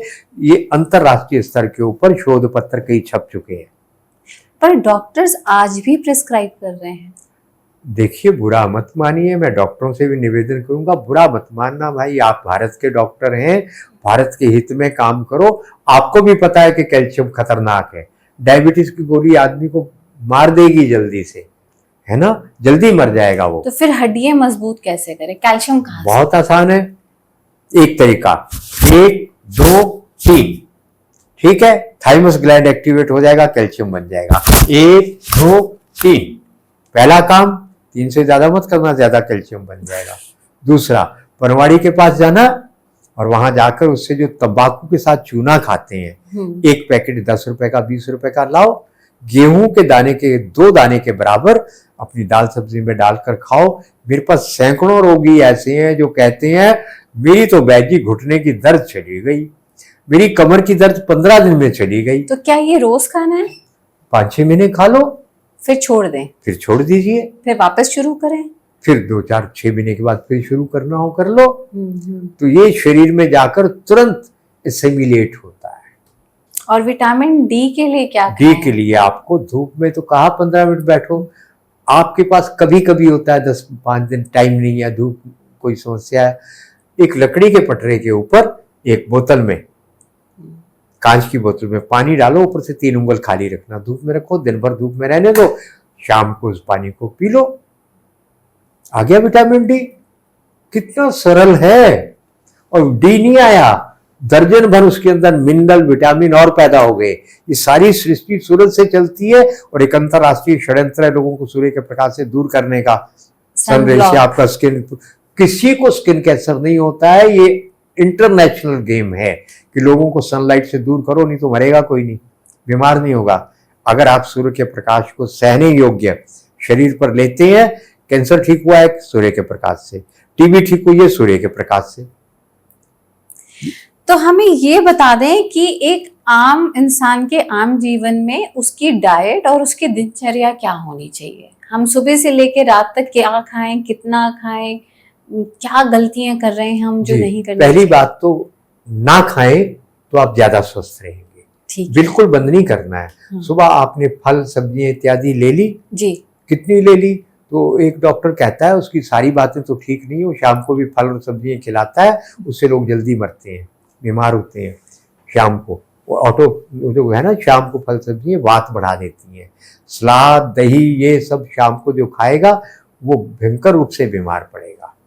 तो उनको आयुर्वेद की तो समझ है नहीं जी, पर अब मशहूर बहुत हो गए हैं, तो अब क्या करें। तो खैर, सुबह के समय अपने वजन का, आपका वजन है मान लीजिए 55 किलो, तो 550 ग्राम आपको फल सब्जी, 400 ग्राम 500 ग्राम को बड़ा निश्चित नहीं खा लो। क्या क्या, नाशपाती है तो पत्ते चबा लो, जो भी आपको पुदीना धनिया वनिया सब मिलाकर हो जाए, ड्रैगन फ्रूट जो मिल जाए, मौसम का अमरूद बीज वाला वो खा लो, सीताफल खा लो, ऐसा कुछ खा लो जो फल सब्जियों के अंतर्गत आता है। तो फल सब्जियां हमारी दिन तक खत्म हो जाए, उसका कोटा पूरा हो सुबह कर लिया और उसके बाद नाश्ता कुछ करना है, पूरी खाओ कचौरी खाओ, जो उल्टा सीधा खाना है खा लो, उसके बाद वो परेशान नहीं करेगा। ना खाओ तो अच्छा है, गड़बड़ थोड़ा खा लो, जीवा मांगती है ना स्वाद। दोपहर को सलाद खा लो, मूली है चल तो मौसमी सलाद, मूली शलजम गाजर वाजर ये सब कद्दूकस करके, फिर थोड़ा खाना खाओ, राजमा चावल जो आपको खाना है बढ़िया बढ़िया खाओ। और शाम को आपको ऐसे होना है कि बस जिसको भिखारी को भोजन नहीं मिलता, भिखारी वाला भोजन करना है। कम से कम जल्दी से जल्दी सनसेट से पहले, सूर्यास्त के बाद। एक और मैं आपको बता रहा हूं जो डॉक्टर नहीं बताएंगे, आपका लीवर एंजाइम बनाना बंद कर देता है। सूरज छुपने के 1 घंटे के अंदर अंदर एंजाइम बनने बंद हो गए, फिर पेट का खाना सड़ता है। और हम शहरियों की समस्या है, हम खाना ही रात को खाते हैं, सुबह टाइम नहीं, दोपहर को टाइम नहीं, खाना रात को। तो उम्र तो कम होनी है, 25, 30, 40 साल तक उम्र कम हो जाती है रात के खाने से। तो रात में अगर भूख लग जाए तो आदत डाल लोगे तो नहीं लगेगी, पर लग जाए कुछ ले लो ना, सूप साप उबाल कर ले लो, कुछ सत्तू पानी में घोल कर ले लो, थोड़ा कुछ भी खाना है, पर कम से कम गेहूं तो मत खाना। खाना ही है तो 50% गेहूं 50% जौ, इसके बिना रोटी नहीं खानी है। व्हीट बेली को लेकर भी आपने काफी बड़ा लेख लिखा है अपनी किताब में, जिसमें अनाज व्हीट को लेकर आपके विचार हैं। डॉक्टर कार्डियोलॉजिस्ट हैं, उनकी माँ मर गई थी हार्ट फेलियर से, उनको लगा मैं तो कुछ बेकार है मेरी डॉक्टरी। उन्होंने अध्ययन शुरू किया तो कहते मेरे हजारों रोगी हर बीमारी के, एलर्जी हो, दमा हो, कुछ भी हो, वो सब पीसीओडी हो, कुछ भी हो, ठीक कैसे हुए, व्हीट छोड़ दी। तो आटा छोड़ दें हम लोग? अगर छोड़ सकते हैं छोड़ो, नहीं तो मैंने एक काम किया है। गांव की पुरानी बीज का गेहूं, जैसे खपली गेहूं होता है, सोना मुक्ति गेहूं है, आधा वो ले लिया, आधा जौ ले लिया, जौ बहुत कमाल का अनाज है, ठंडा तो है, किडनी में से, लीवर में से, बॉडी में से पूरे टॉक्सिन निकाल देता है। अब हर बीमारी की जड़ तो टॉक्सिन है। कलयुग में इससे बड़ी तो बीमारी कोई नहीं है, टॉक्सिफिकेशन। तो जौ मिला दिया, वो रोटी जब आप खाएंगे तो रफ होगी, रफ रोटी आंतों में रुकती नहीं, तो वो खाइए। चावल खाना है तो बिना पॉलिश का खाइए। जो चावल पकने के बाद एक एक दाना अलग अलग होता है, वो सुंदर तो है, खाने के लायक नहीं है, उसको शो केस में सजा सकते हैं, आप खा नहीं सकते। क्यों? वो प्लास्टिक कोटेड हो सकता है। चावल वो खाना है जो ढल जाए, जैसे अभी चावल हमने खाए टूट गए थे ना पकने के बाद, वही चावल खाना है बिना पॉलिश का, तो वो खा लो। यानी व्हाइट राइस खा सकते हैं? खा सकते हैं, हमें ब्राउन राइस नहीं, मतलब कोई आवश्यक नहीं, मिल जाए तो अच्छा है, वो थोड़े में पेट भर जाता है। ब्राउन ब्लैक वो राइस अच्छा है, तो पॉलिश के बिना मिले तो बहुत अच्छा है। गट हेल्थ को लेके हार्बर स्टोन के बारे में मैंने सुना भी है कई प्लेटफॉर्म्स पे। आप ही का बताया हुआ एक तरीका है दही जमाने का। सबसे पहले तो दूध, दही, घी, पनीर, इसको लेकर हमें बताएं कि किस तरह से हमें सेवन करना चाहिए। और पुराने आंकड़े हैं, अब तो ये थोड़े आंकड़े बदल गए होंगे। हाँ। भारत में 14 करोड़ किलो दूध पैदा होता था। अच्छा। और खपत थी 64 करोड़ किलो। ये कहाँ से आता था 50 करोड़ किलो? आज हालत ये है, मुझे लगता है खपत तो होगी 64 से बढ़कर 60-70 करोड़ किलो रोज की, और जो उसकी प्रोडक्शन है वो 14 करोड़ से घटकर 10 करोड़ पे आ गई होगी, क्योंकि गाय भैंस तो रोज कट रही है जी, है ना जी, वो बढ़ तो नहीं रही। हाँ जी। तो इतना बड़ा गैप कैसे पूरा हो रहा है? अभी वृंदावन में पकड़ा गया ना एक ब्रिजवासी 200 किलो नकली पनीर बना रहा था, तो सिंथेटिक पनीर। मेरे पास पेशेंट आते हैं, बहुत पेशेंट ऐसे आ चुके हैं कि मैं रात को एक शादी में गया था, तब से बीमार हूँ। मैं सीधे पूछता हूँ पनीर खाया? हाँ खाया। बोला आपने पनीर नहीं खाया, जहर खाया। यूरिया से बना होगा वो पनीर, केमिकल से बना होगा। तो पहला काम तो ये शुरू करिए, मैं नाम नहीं लूंगा, जो भारत की सबसे बड़ी डेयरी है उसका भी मिल्क प्रोडक्ट नहीं लेना। अरे 1 महीना जो दूध खराब नहीं होता, दूध है कि जहर है? वो हो ही नहीं सकता वो दूध। आप खुश हो रहे हैं तो आपको ज्यादा ही सफेद रंग का कुछ लेना है, तो मैं बताता हूँ क्या करना है। तो एक तो पैकेट वाला मिल्क प्रोडक्ट सब बंद, मिल्क प्रोडक्ट कोई नहीं लेना है। आपको दूध की बहुत इच्छा है तो क्या करना है? तिल रात को भिगो दीजिए। अगर बादाम है तो कैलिफोर्निया का बादाम नहीं, पूरा बंद, जहरीला है वो। देसी बादाम मामरा ले लो, गुरबंदी ले लो। मामरा तो ज्यादा महंगा है, वो 3-4 हजार रुपए किलो है। जो गुरबंदी है वो आपको 1200 रुपए किलो मिल जाएगा, वो भी ठीक है। वो बादाम 10-12 गिरियां डाल दो, सुबह उसको खूब पीसो पानी डालकर। पानी थोड़ा थोड़ा ऐड करना, एक बार में ज्यादा नहीं।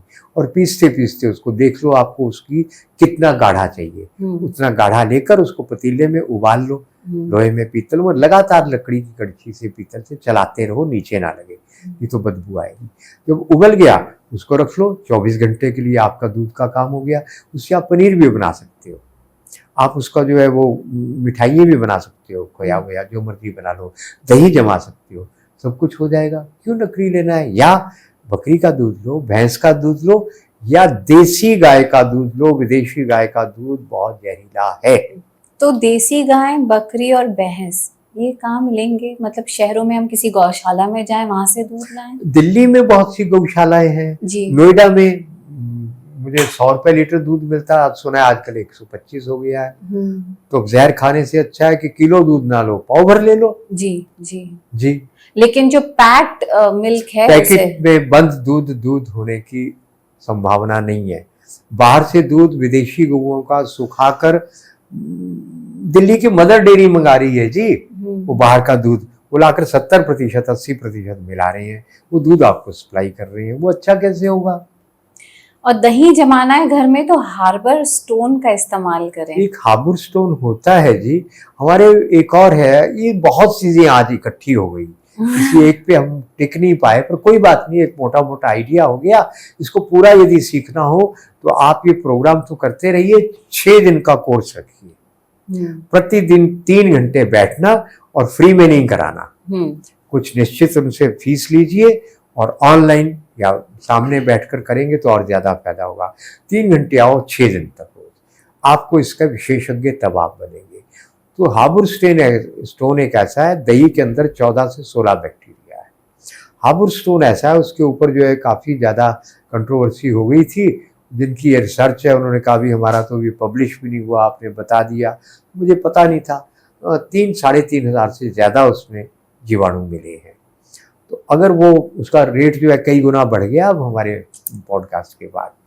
तो अगर मिल जाए तो वो लाओ, उससे दही जमाओ। अगर आपको लगता है कि 16 घंटे नहीं रुकना है तो दही आप तेज़ गर्म दूध डालना, उसमें डालकर तो 15 घंटे में जम सकता है। या उसमें दूध डालो जितना कोसा गर्म है, हार्बर स्टोन डालो, थोड़ा दही डाल दो, उसमें जाग लगा दो, जल्दी जम जाएगा।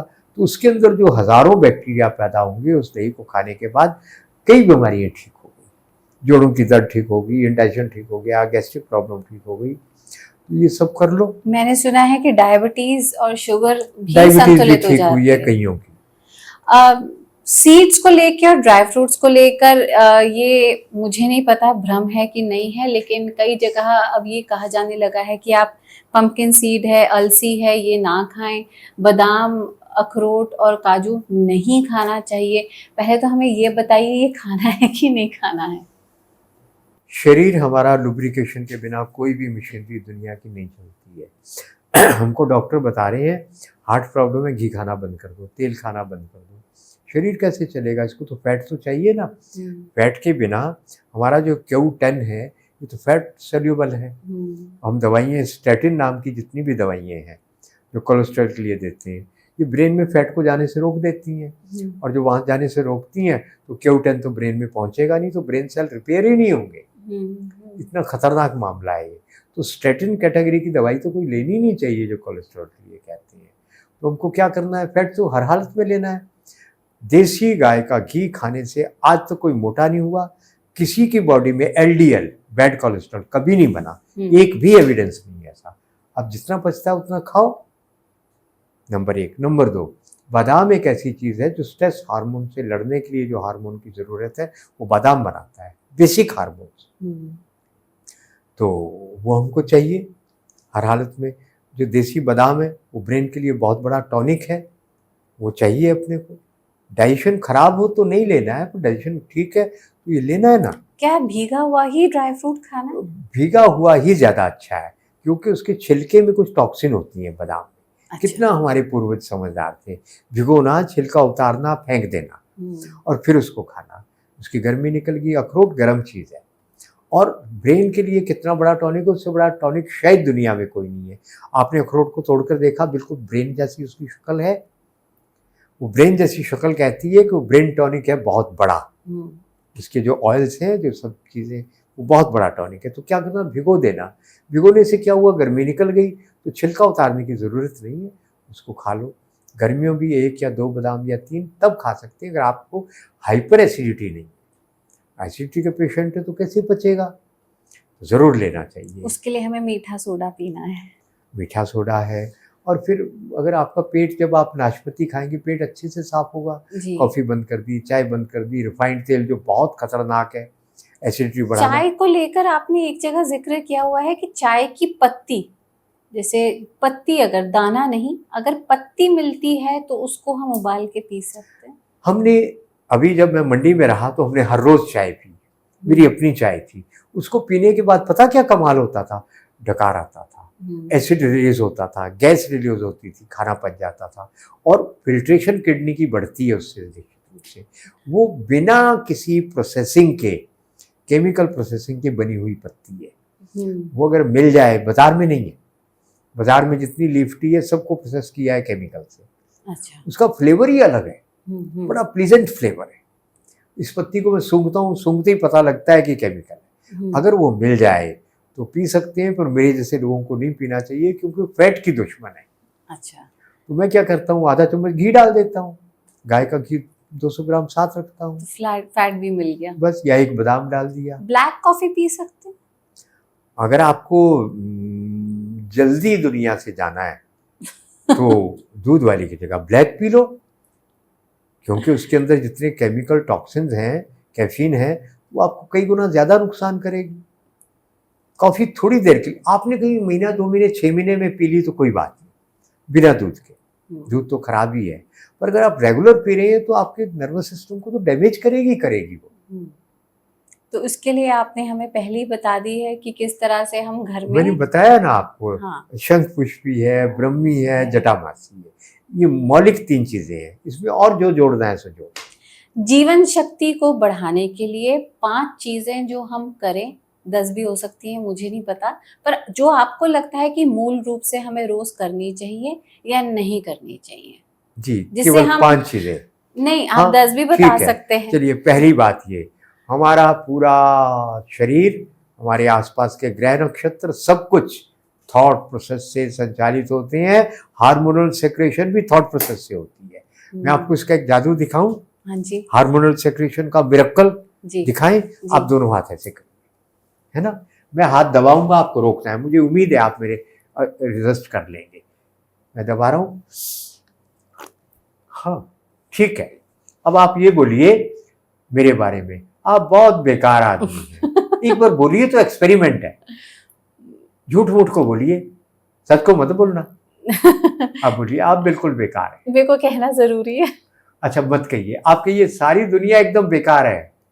सारी दुनिया बेकार है। 3 बार बोलो। सारी दुनिया बेकार है, सारी दुनिया बेकार है। कुछ हुआ तो नहीं आपको? नहीं। थोड़ा ऊंचा करो। मैं एक उंगली से दबा रहा हूं। आप कहते हैं कुछ नहीं हुआ। इसको कुछ नहीं पता लगता। अब आप बोलिए क्षमा करें, सब बहुत अच्छे हैं, बहुत अच्छे हैं, बहुत अच्छे हैं, ऐसे हाथ करिए। क्षमा करे, सब बहुत अच्छे हैं, बहुत अच्छे, पूरी दुनिया बहुत अच्छी है। ठीक, एक उंगली से नहीं, पूरे। अरे, जितनी पहली बार ताकत थी उससे भी ज्यादा है। फिर करो। अब कुछ कहने की जरूरत है क्या? नहीं। बस ये है सबसे बड़ा सीक्रेट। रात को सोने से पहले अच्छा अच्छा सोचो, सब अच्छा, सब बढ़िया, और धन्यवाद। प्रभु तेरा बड़ा धन्यवाद है, मेरी एक आंख नहीं है, दोनों है, मेरे दोनों काम करते हैं, मुझे रोटी मिलती है, उसका धन्यवाद करो और कृपा बरसेगी। और सुबह उठते ही ये काम फिर से करो, प्रभु कृपा करना, सन्मार्ग पे चलाना, और तेरे धन्यवाद में बहुत खुश हूँ, बहुत आनंदित हूँ, मेरी सारी इच्छाएं पूरी हो रही हैं। ऐसे 10 मिनट पॉजिटिव पॉजिटिव पॉजिटिव सोचो। उसके बाद अपनी दिनचर्या शुरू करो। नंबर 1, दिन में आएंगी नेगेटिव पॉजिटिव, चलता रहेगा, पर सुबह शाम इसको धुलाई कर देनी है। नंबर 2, सुबह उठकर ये जो क्लोरीन वाला पानी हम पी रहे हैं पूरा कैंसर पैदा करता है, और सारा भारत, सारा अमेरिका क्लोरीन वाला पानी पी रहा है। तो क्या करना है आपको? एंजाइम घर में बनाइए, हमारा वीडियो देखकर उसमें 5 बूंद एंजाइम डालकर उस पानी को सुबह पियो, बैठकर धीरे धीरे चूस कर। ये दूसरा काम हो गया आपके लिए जो ज़रूरी है। उसके बाद गोंद कतीरा पीना है तो वो भी पी लो, और दातन वातन सब कुछ फ्रेश होने के बाद आपको क्या लेना है? गोंद कतीरा या उस जैसी कोई चीज़ जो आपके पेट में, पता कितने बैक्टीरिया है बड़ी आंत में जो हेल्दी बैक्टीरिया होने चाहिए? 10 trillion, 10 lakh crore healthy bacteria जो मर गया, आप स्वस्थ कैसे रहेंगे? कॉफ़ी मार दिया आपने बैक्टीरिया को, केमिकल वाला फ्रूट जूस, ये वो आप ले रही हैं, सब कुछ सब गलत। जितना पैक्ड फूड है सब मरा हुआ भोजन है, केमिकल वाला, वो ले रहे हैं हम लोग। तो क्या है? वो मर रहा है, और आप फाइबर तो ले ही नहीं रहे। उसका खाना केवल फाइबर है, जो 8 फुट के उसमें बड़ी आंत में बैठा हुआ है बैक्टीरिया। आप दो, वहां पे जैसी वो पहुंचेगा आपको पता ही नहीं लगेगा, आप प्रसन्न हो गए। क्यों? वो 10 ट्रिलियन बैक्टीरिया खुश हो जाएगा। आपने नाशपत्ती खाई, हरे पत्ते खाए, छिलके वाली मूंग की दाल खाई, अंकुरित खाया, तो आप उसको खुश करो, वो आपको खुश कर देगा। एक वेगस नर्व कहते हैं उसको एक्टिवेट करना। यहाँ से यहाँ तुरंत मैसेज आ रहा है, जा रहा है, आ रहा है, जा रहा है। यहाँ बुरा सोचा, बैक्टीरिया उदास हो गया, मरने लगा। अच्छा सोचा, ये प्रसन्न हुआ। आपने वो खाया फाइबर, ये खुश हुआ, यहाँ पे एकदम मैसेज आया, खुश। मैं आजकल एक काम, मेरे कुछ 2 साल से कानों में आवाज़ ठीक नहीं आ रही थी, दवाई की, ठीक हुआ, फिर गड़बड़, फिर गड़बड़। तो एक प्रयोग मैंने किया, मुझे पता नहीं था उस समय कैसे ठीक हो गया, 1 हफ्ते में सुनाई देने लगा। कल ही मैंने पढ़ा, वो क्या हुआ? वेगस नर्व एक्टिवेट हो गई। कमाल हुआ मेरे साथ, मैं अच्छे से सुन रहा हूँ अब, ये तो नहीं सुनता था मुझे। ये पॉइंट, यहाँ से वेगस नर्व पूरे शरीर में घूमती है, वो यहाँ से जा रही है, यहाँ से 30 बार इस उंगली से ऐसे को किया, ये जहाँ तेज दर्द होती है नीचे, यहाँ जड़ में, एक तो कान के पीछे एक थोड़ा उससे नीचे हार्ड है, वहाँ तेज दर्द होती है, उसको मला 25-50 बार ऐसे ऐसे किया और मेरे कान ठीक हो गए 1 हफ्ते में। तो वेगस नर्व को एक्टिवेट करो। फिर अगली बात, व्यायाम प्राणायाम आप नहीं करते हैं तो उम्मीद मत करिए कि आप स्वस्थ होंगे। कितना करना, जितना आपका स्वास्थ्य है। पर एसी में बैठकर प्राणायाम करेंगे क्या? तो ताज़ी खुली हवा, अच्छी हवा नहीं है कोई बात नहीं, हम आपको शुद्ध हवा देंगे बहुत थोड़े खर्च में। देसी गाय का गोबर लाइए, उसके छोटे छोटे टुकड़े काटिए, इतने इतने टुकड़े, और देसी गाय का घी लाइए बहुत बढ़िया, उस घी को उस पर लगाइए, उसको गैस पे जलाइए और एक दीपक में मिट्टी के किसी में रखो, उसको रखकर इतना सा देसी गुड़, एक चने या मक्की के दाने जितना, आप देखना आपको पता लगेगा कमरे में इतनी ऑक्सीजन है जितनी बाहर पार्क में नहीं है। करो प्राणायाम। एक डिप्टी कमिश्नर, उनके पास हम मिलने गए तो अच्छे स्वस्थ शरीर उनका, अच्छे सज्जन आदमी, पर रंग पीला पड़ा हुआ था। 15 मिनट का टाइम दिया, 15 मिनट में तो कहाँ फिर छूटते हैं, 1.25 घंटे से ऊपर हो गया, और जब उठकर वापस आए तो उनका रंग लाल हो गया था। जाते ही हमने ये गोबर की धूप वहाँ जला दी। इसी के कमरे में बैठे थे। आप सबके पास ऑक्सीजन नहीं है, गौ माता की शरण, घी उसका, गोबर उसका और गुड़ बढ़िया, इतनी ऑक्सीजन बनेगी आप कहेंगे मजा आ गया। देखो दिल्ली वालों को स्वास्थ्य कैसे नहीं बनेगा। तो ये करो। तो ऐसी 4, और पाँव के नीचे गाय के घी की मालिश, और जुराब आपको प्योर आपको तो मिलेगी नहीं, तो आपको क्या करना है, सॉक्स, बैम्बू सॉक्स वो पहनो, फिर नायलॉन का असर आप पे नहीं होगा। आपने बताया, हमारी पद्धति से फिर से हमें जोड़ा, अपनी किताब के जरिए भी आप ये कर रहे हैं, अपने चैनल है, यहाँ पे मास मीडिया से लोग आपको सुन रहे हैं। मंदिरों को लेकर एक काफ़ी इम्पोर्टेंट शोध है। इनफैक्ट मैं ये पहले कहना चाहती हूँ कि कई आपने शोध किए हैं जिन पर आपका मौलिक अधिकार होगा। आपकी किताब में भी मैंने पढ़ा है कि कई ऐसी चीज़ें हैं जो कि लाई गई हैं हम सबके सामने, आम जनमानस के सामने, जो जिन पर आपका मौलिक अधिकार है। मंदिर जाना और वहाँ पर मिलने वाली ऐसी वो कौन सी 7 चीज़ें हैं जो हमारे लिए हानिकारक हैं, और हम करें तो करें क्या? बहुत महत्वपूर्ण है, और मेरे मन में इस बात को लेकर बड़ी इच्छा है कि लोगों तक ये बात पहुँचे। आपको बताऊं, भारत का समाज ऐसा था जिसके पास सिद्धियों की कोई कमी नहीं थी जी। जितना पैसा चाहिए उतना, जितना स्वास्थ्य जो चाहिए वो मिलता था जी। वो कहाँ क्यों था? ये जो आपने अभी देखा ना, सूक्ष्म शक्तियों का कमाल, जो बाहर भी काम करती है अंदर भी काम करती है, दोनों लेवल पे काम करती है।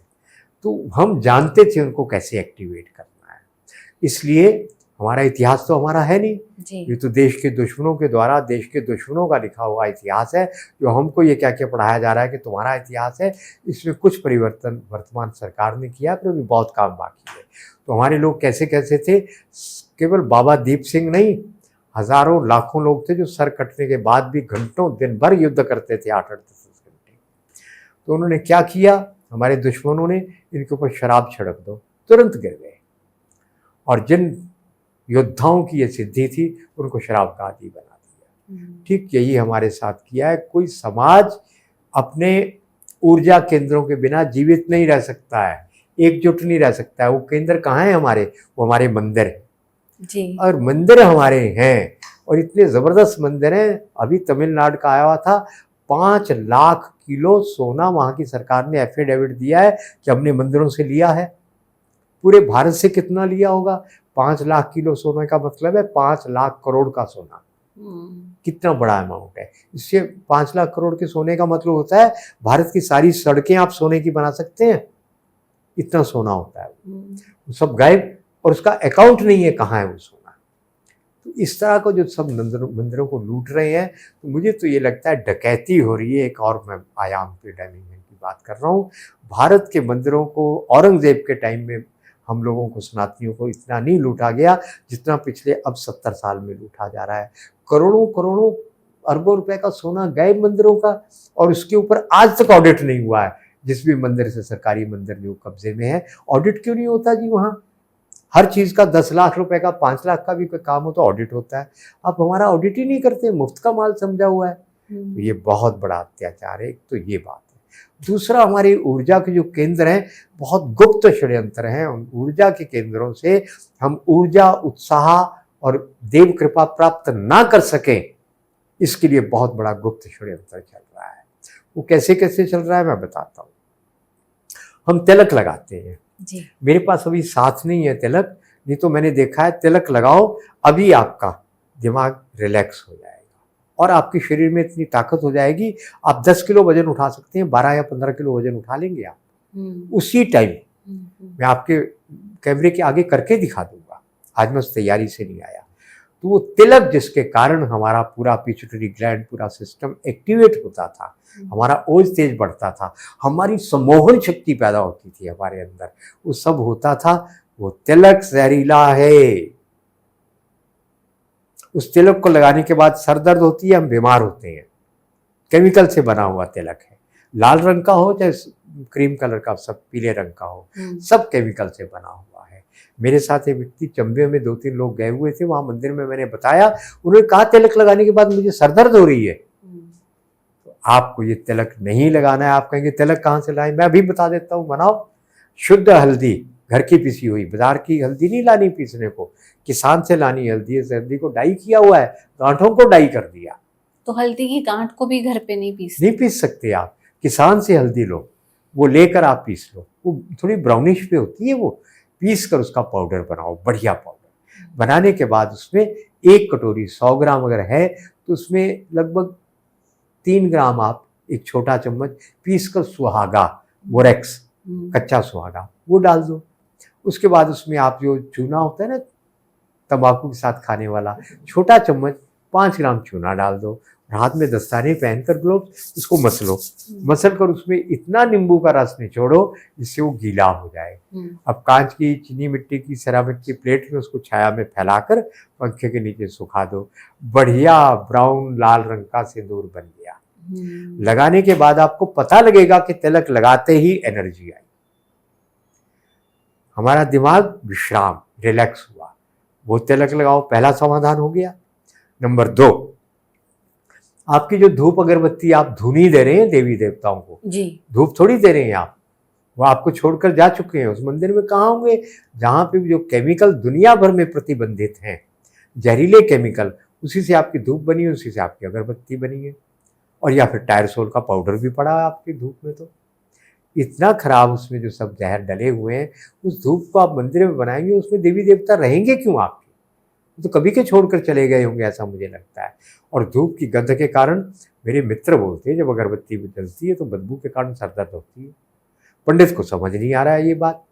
अरे हमारे शास्त्रों में लिखा है, जिन शास्त्रों को मानकर आप मंदिर में बैठे हो, जिसकी रोटी खा रहे हो, बांस को जलाना वर्जित है जी, अपवित्र है जी। और नई शोध यह कह रहा है अपवित्र का मतलब है बांस को जलने से जो गैसेस पैदा होती है उससे कैंसर होता है। अब वो जहरीली अगरबत्ती, जहरीली धूप जला रहे हो, आपका कल्याण कैसे होगा? कौन आप पे कृपा करेगी? तो उसको बंद करो। और जो मैंने धूप बताई ना, देसी गाय का गोबर, कुछ नहीं तो कम से कम इतना तो करो, शुद्ध धूप नहीं है तो देसी गाय के गोबर के टुकड़े सुखाने के बाद काट लो छुरी से, या गीले गोबर की बत्तियां बना दो, उसको देसी गाय का घी लगाओ, गैस पे, माचिस पे, मोमबत्ती पे जलाओ और जलाकर उसको रखो। उसके ऊपर थोड़ा सा गुड़ लगा दो। गुड़ लगाते ही वहाँ पे इतनी ऊर्जा पैदा होती है, इतनी सकारात्मक पॉजिटिविटी पैदा होती है, आपको आनंद आएगा। तो देसी गाय के घी में गुड़, बस गुड़ तो इतना सा डालना है, घी आपका आधा चम्मच लग जाएगा। वो तीनों मिलने के बाद भरपूर ऑक्सीजन बनाती है। करके देख लो।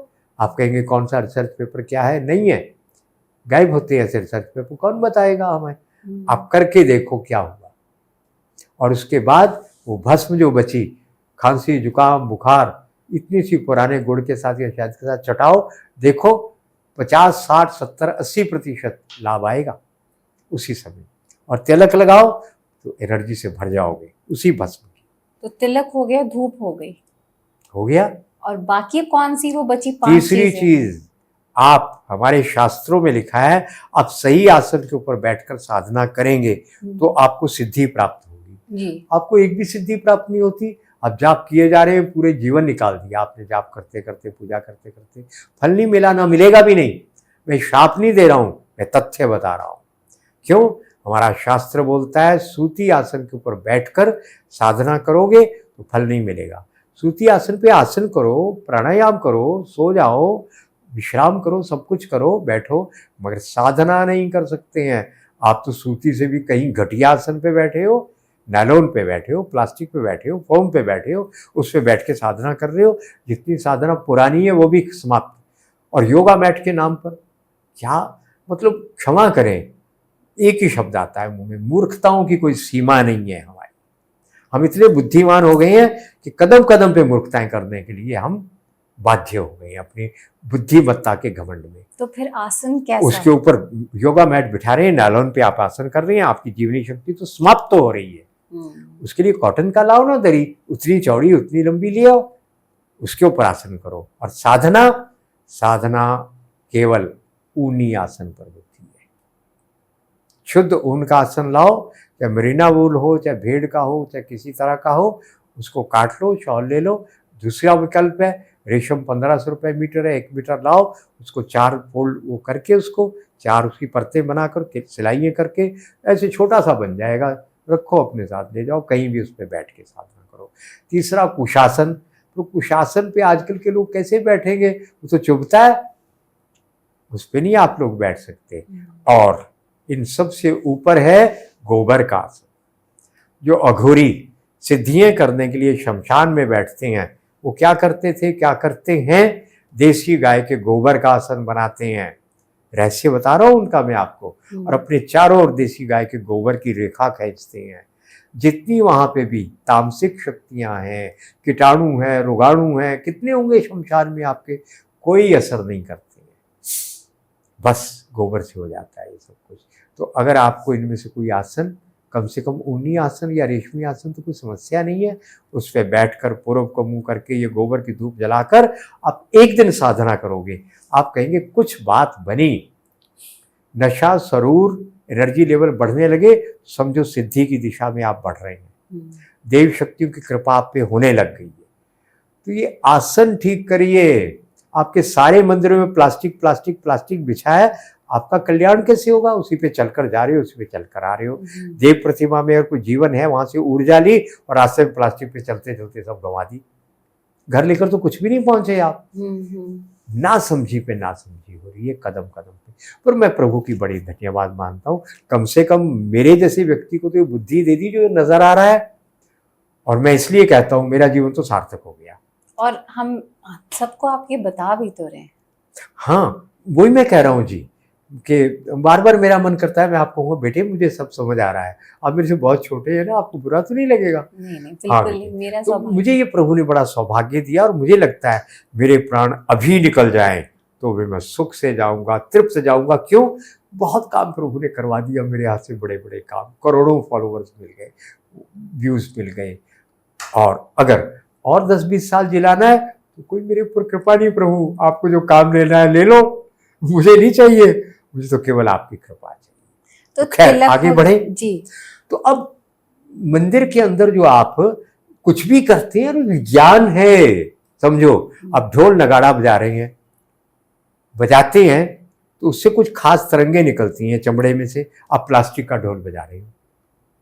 मैंने करके देखा, लखनऊ में एक बहुत बड़ा मठ है, वहाँ पर बिजली का, महात्मा जी का पैसा है, लगा दिया। मैंने कहा बुलाओ एक आदमी को, एक लकड़ी की डंडी मंगाओ, तगड़े आदमी को बुलाया, उसका हाथ दबाया, दबा नहीं, मेरी ही टेक्निक है जो दुनिया भर में मशहूर है। अब मैंने उसको कहा बैठो उसके पास, कान लगाओ ढोल के पास। मैं धीरे धीरे बजाया बजाया बजाया, बजाकर उसको कहा उठो, खड़े हो जाओ। एक हाथ से उसका हाथ दबाया, खटाक से नीचे चला गया, ताकत खत्म हो गई। तो जो ऊर्जा के केंद्र बंद रहे, आपने उसको ऊर्जा समाप्त करने का केंद्र बनाया कि नहीं बनाया जी? फिर आपके मजीरे बजते हैं, काहे के? कांसे के। घंटे घड़ियाल पीतल के, और कांसा सबसे ऊपर है, सोने से भी ऊपर है। आप क्या कर रहे हैं? चिमटा काहे का बजा रही हैं? स्टील का। कल्याण कैसे होगा? और मंजीरे भी प्लास्टिक की बॉडी में आ गए हैं जी। मंजीरे भी जो आए वो प्लास्टिक की बॉडी में आ गए, नहीं वाले। और अंदर उसके स्टील के वो लगा दिए। आपने भी बोला तो मैं वहां पहुंच गई कि पहुंच गए आप। कह रहे हैं पंजाब में जाट लोग तो मानते नहीं इन बातों को। जाटों की क्लास थी, लड़के लड़कियों की, नौजवानों की। तो वहां पे मैंने उनको कांसा बजाया, उनके कान के पास ताकत बढ़ी। उसके बाद इतवार का दिन आया, मैं इतवार को कांसा उनके कान के पास बजाया। आगे लड़कियां बैठी थी, पीछे सरदार लड़के बैठे थे। बजाया और लड़कियों की ताकत चली गई। अच्छी मजबूत जट्टी लड़कियां थी। और लड़के कहते साढ़े से प्रयोग नहीं कर दे, कुड़ियां से ही कर दियो। मैं कहा आ जाओ जी, आगे आ जाओ। मजबूत जाट आगे आ गया लड़का।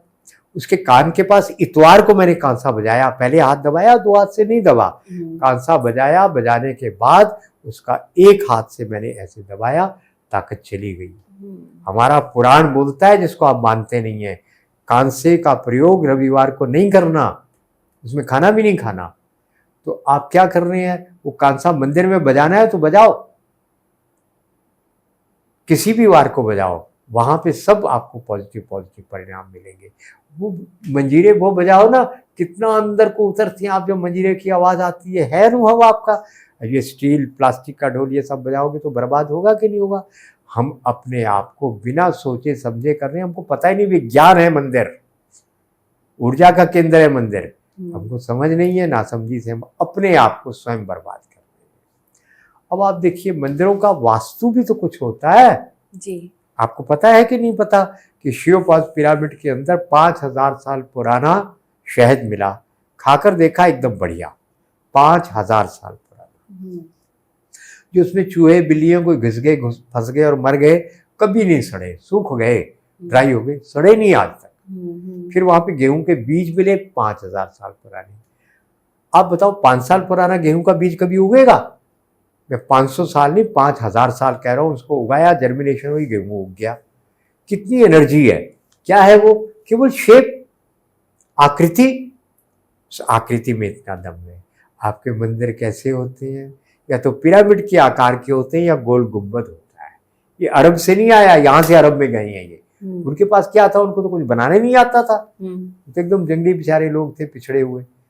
वो गुंबद, उसके नीचे जब बैठते हैं, आपने अगर मंदिर गए अनुभव किया होगा, जो पुराने मंदिर जिनमें अंदर गुंबद खाली है, वहां खड़े होते ही कुछ होने लगता है। ऐसा लगता है कि कुछ बस हल्का होता जा रहा है, हल्का हो रहा है, तनाव खत्म हो रहा है, खत्म हो रहा है। अब हमने क्या कर दिया, अब तो हम बुद्धिमान हो गए ना, स्लैब डाल दिया, स्लैब के ऊपर गुंबद बनाओ, कुछ भी बनाओ, आपको क्या लाभ मिलने वाला है उसका? ये सब कुछ उल्टा उल्टा उल्टा कर रहे हैं। अंतिम बात, आप फूल कौन से चढ़ा रहे हैं? गेंदे के, जेनेटिकली मॉडिफाइड जहरीले फूल जो आदमी को मार देंगे। वो फूल आप माला भी पहना रहे हैं, वही खुद भी ले रहे हैं। सूंघ कर देखो, सुगंध है उसमें। उस फूल को हाथ में पकड़ो, ताकत खत्म हो जाती है। तो आपके फूल भी गलत, माला भी गलत, सब कुछ, धूप बत्ती आसन सब गलत। आपको कहाँ से जीवनी शक्ति मिलेगी? इससे अच्छा तो मंदिर मत जाओ। कल्याण तो नहीं होगा, होगा तो फिर भी विनाश, पर कम विनाश होगा। और मंदिर जाना है तो अपने मंदिर को मंदिर जैसा बनाओ। फिर देखो कैसे नहीं ऊर्जा मिलती। देवी देवताओं की कृपा, आशीर्वाद, जो प्रार्थना करोगे फल मिलेगा ना, उसका सुनी जाएगी आपकी प्रार्थना। ये बदल कर देखो, और आपके माध्यम तक कुछ 100 लोगों तक भी ये संदेश पहुंचा, मैं समझूंगा मेरा प्रयास सार्थक हुआ, आपका प्रयास सार्थक हुआ। नहीं राजेश जी, आपने अपना कीमती समय निकाला, उसके लिए मैं बहुत ज़्यादा आभारी हूँ। चलते चलते क्या कोई एक बात आप कहना चाहते हैं हम सबसे एज अ कंक्लूडिंग नोट? इस जीवन में कितना भी पैसा, कितनी भी गाड़ी बंगले आप पालो, आप सुखी तो नहीं हो सकते, साधन प्राप्त कर सकते हैं। और सुखी होना है तो एक ही तरीका है, आभार, कृतज्ञता। अंदर देखो, सुख अपने आप आएगा और उसका नाम जाप। इसके अलावा सुख तो कहीं नहीं है। साधन हो सकते हैं, सुविधाएं हो सकती है, भोग मिलेंगे। सुख के लिए थैंकफुल होना, आभार मानना और उसकी प्रार्थना करना। तो मैं आपका भी आभार मानता हूँ, आपका भी धन्यवाद करता हूँ, और आपको शुभकामनाएं। आपका ये काम, मैंने आपकी वीडियो देखी, बहुत अच्छी अच्छी वीडियो बनाते हैं आप। आपके लिए बहुत सारी शुभकामनाएं। Thank you veggie, thank you so much. आपको साधुवाद। तो अपने मन को हमेशा प्रसन्न रखें और सकारात्मक ऊर्जा और सोच के साथ अपने जीवन में आगे बढ़ते हुए अपने खान पान और रहन सहन का जरूर ध्यान रखें। उम्मीद है आपको हमारा ये पॉडकास्ट पसंद आया होगा। लाइक शेयर सब्सक्राइब करना ना भूलें। अगले पॉडकास्ट में आपसे फिर मिलेंगे, तब तक के लिए आपसे हम यहाँ पे इजाजत लेते हैं। और एक और बात आपको याद दिलाना चाहते हैं कि आप हमारे कमेंट सेक्शन में ये जरूर लिखकर हमें बताएं कि नॉर्थ स्टार पर आप अगला पॉडकास्ट किस टॉपिक पर सुनना चाहते हैं, देखना चाहते हैं। नमस्ते।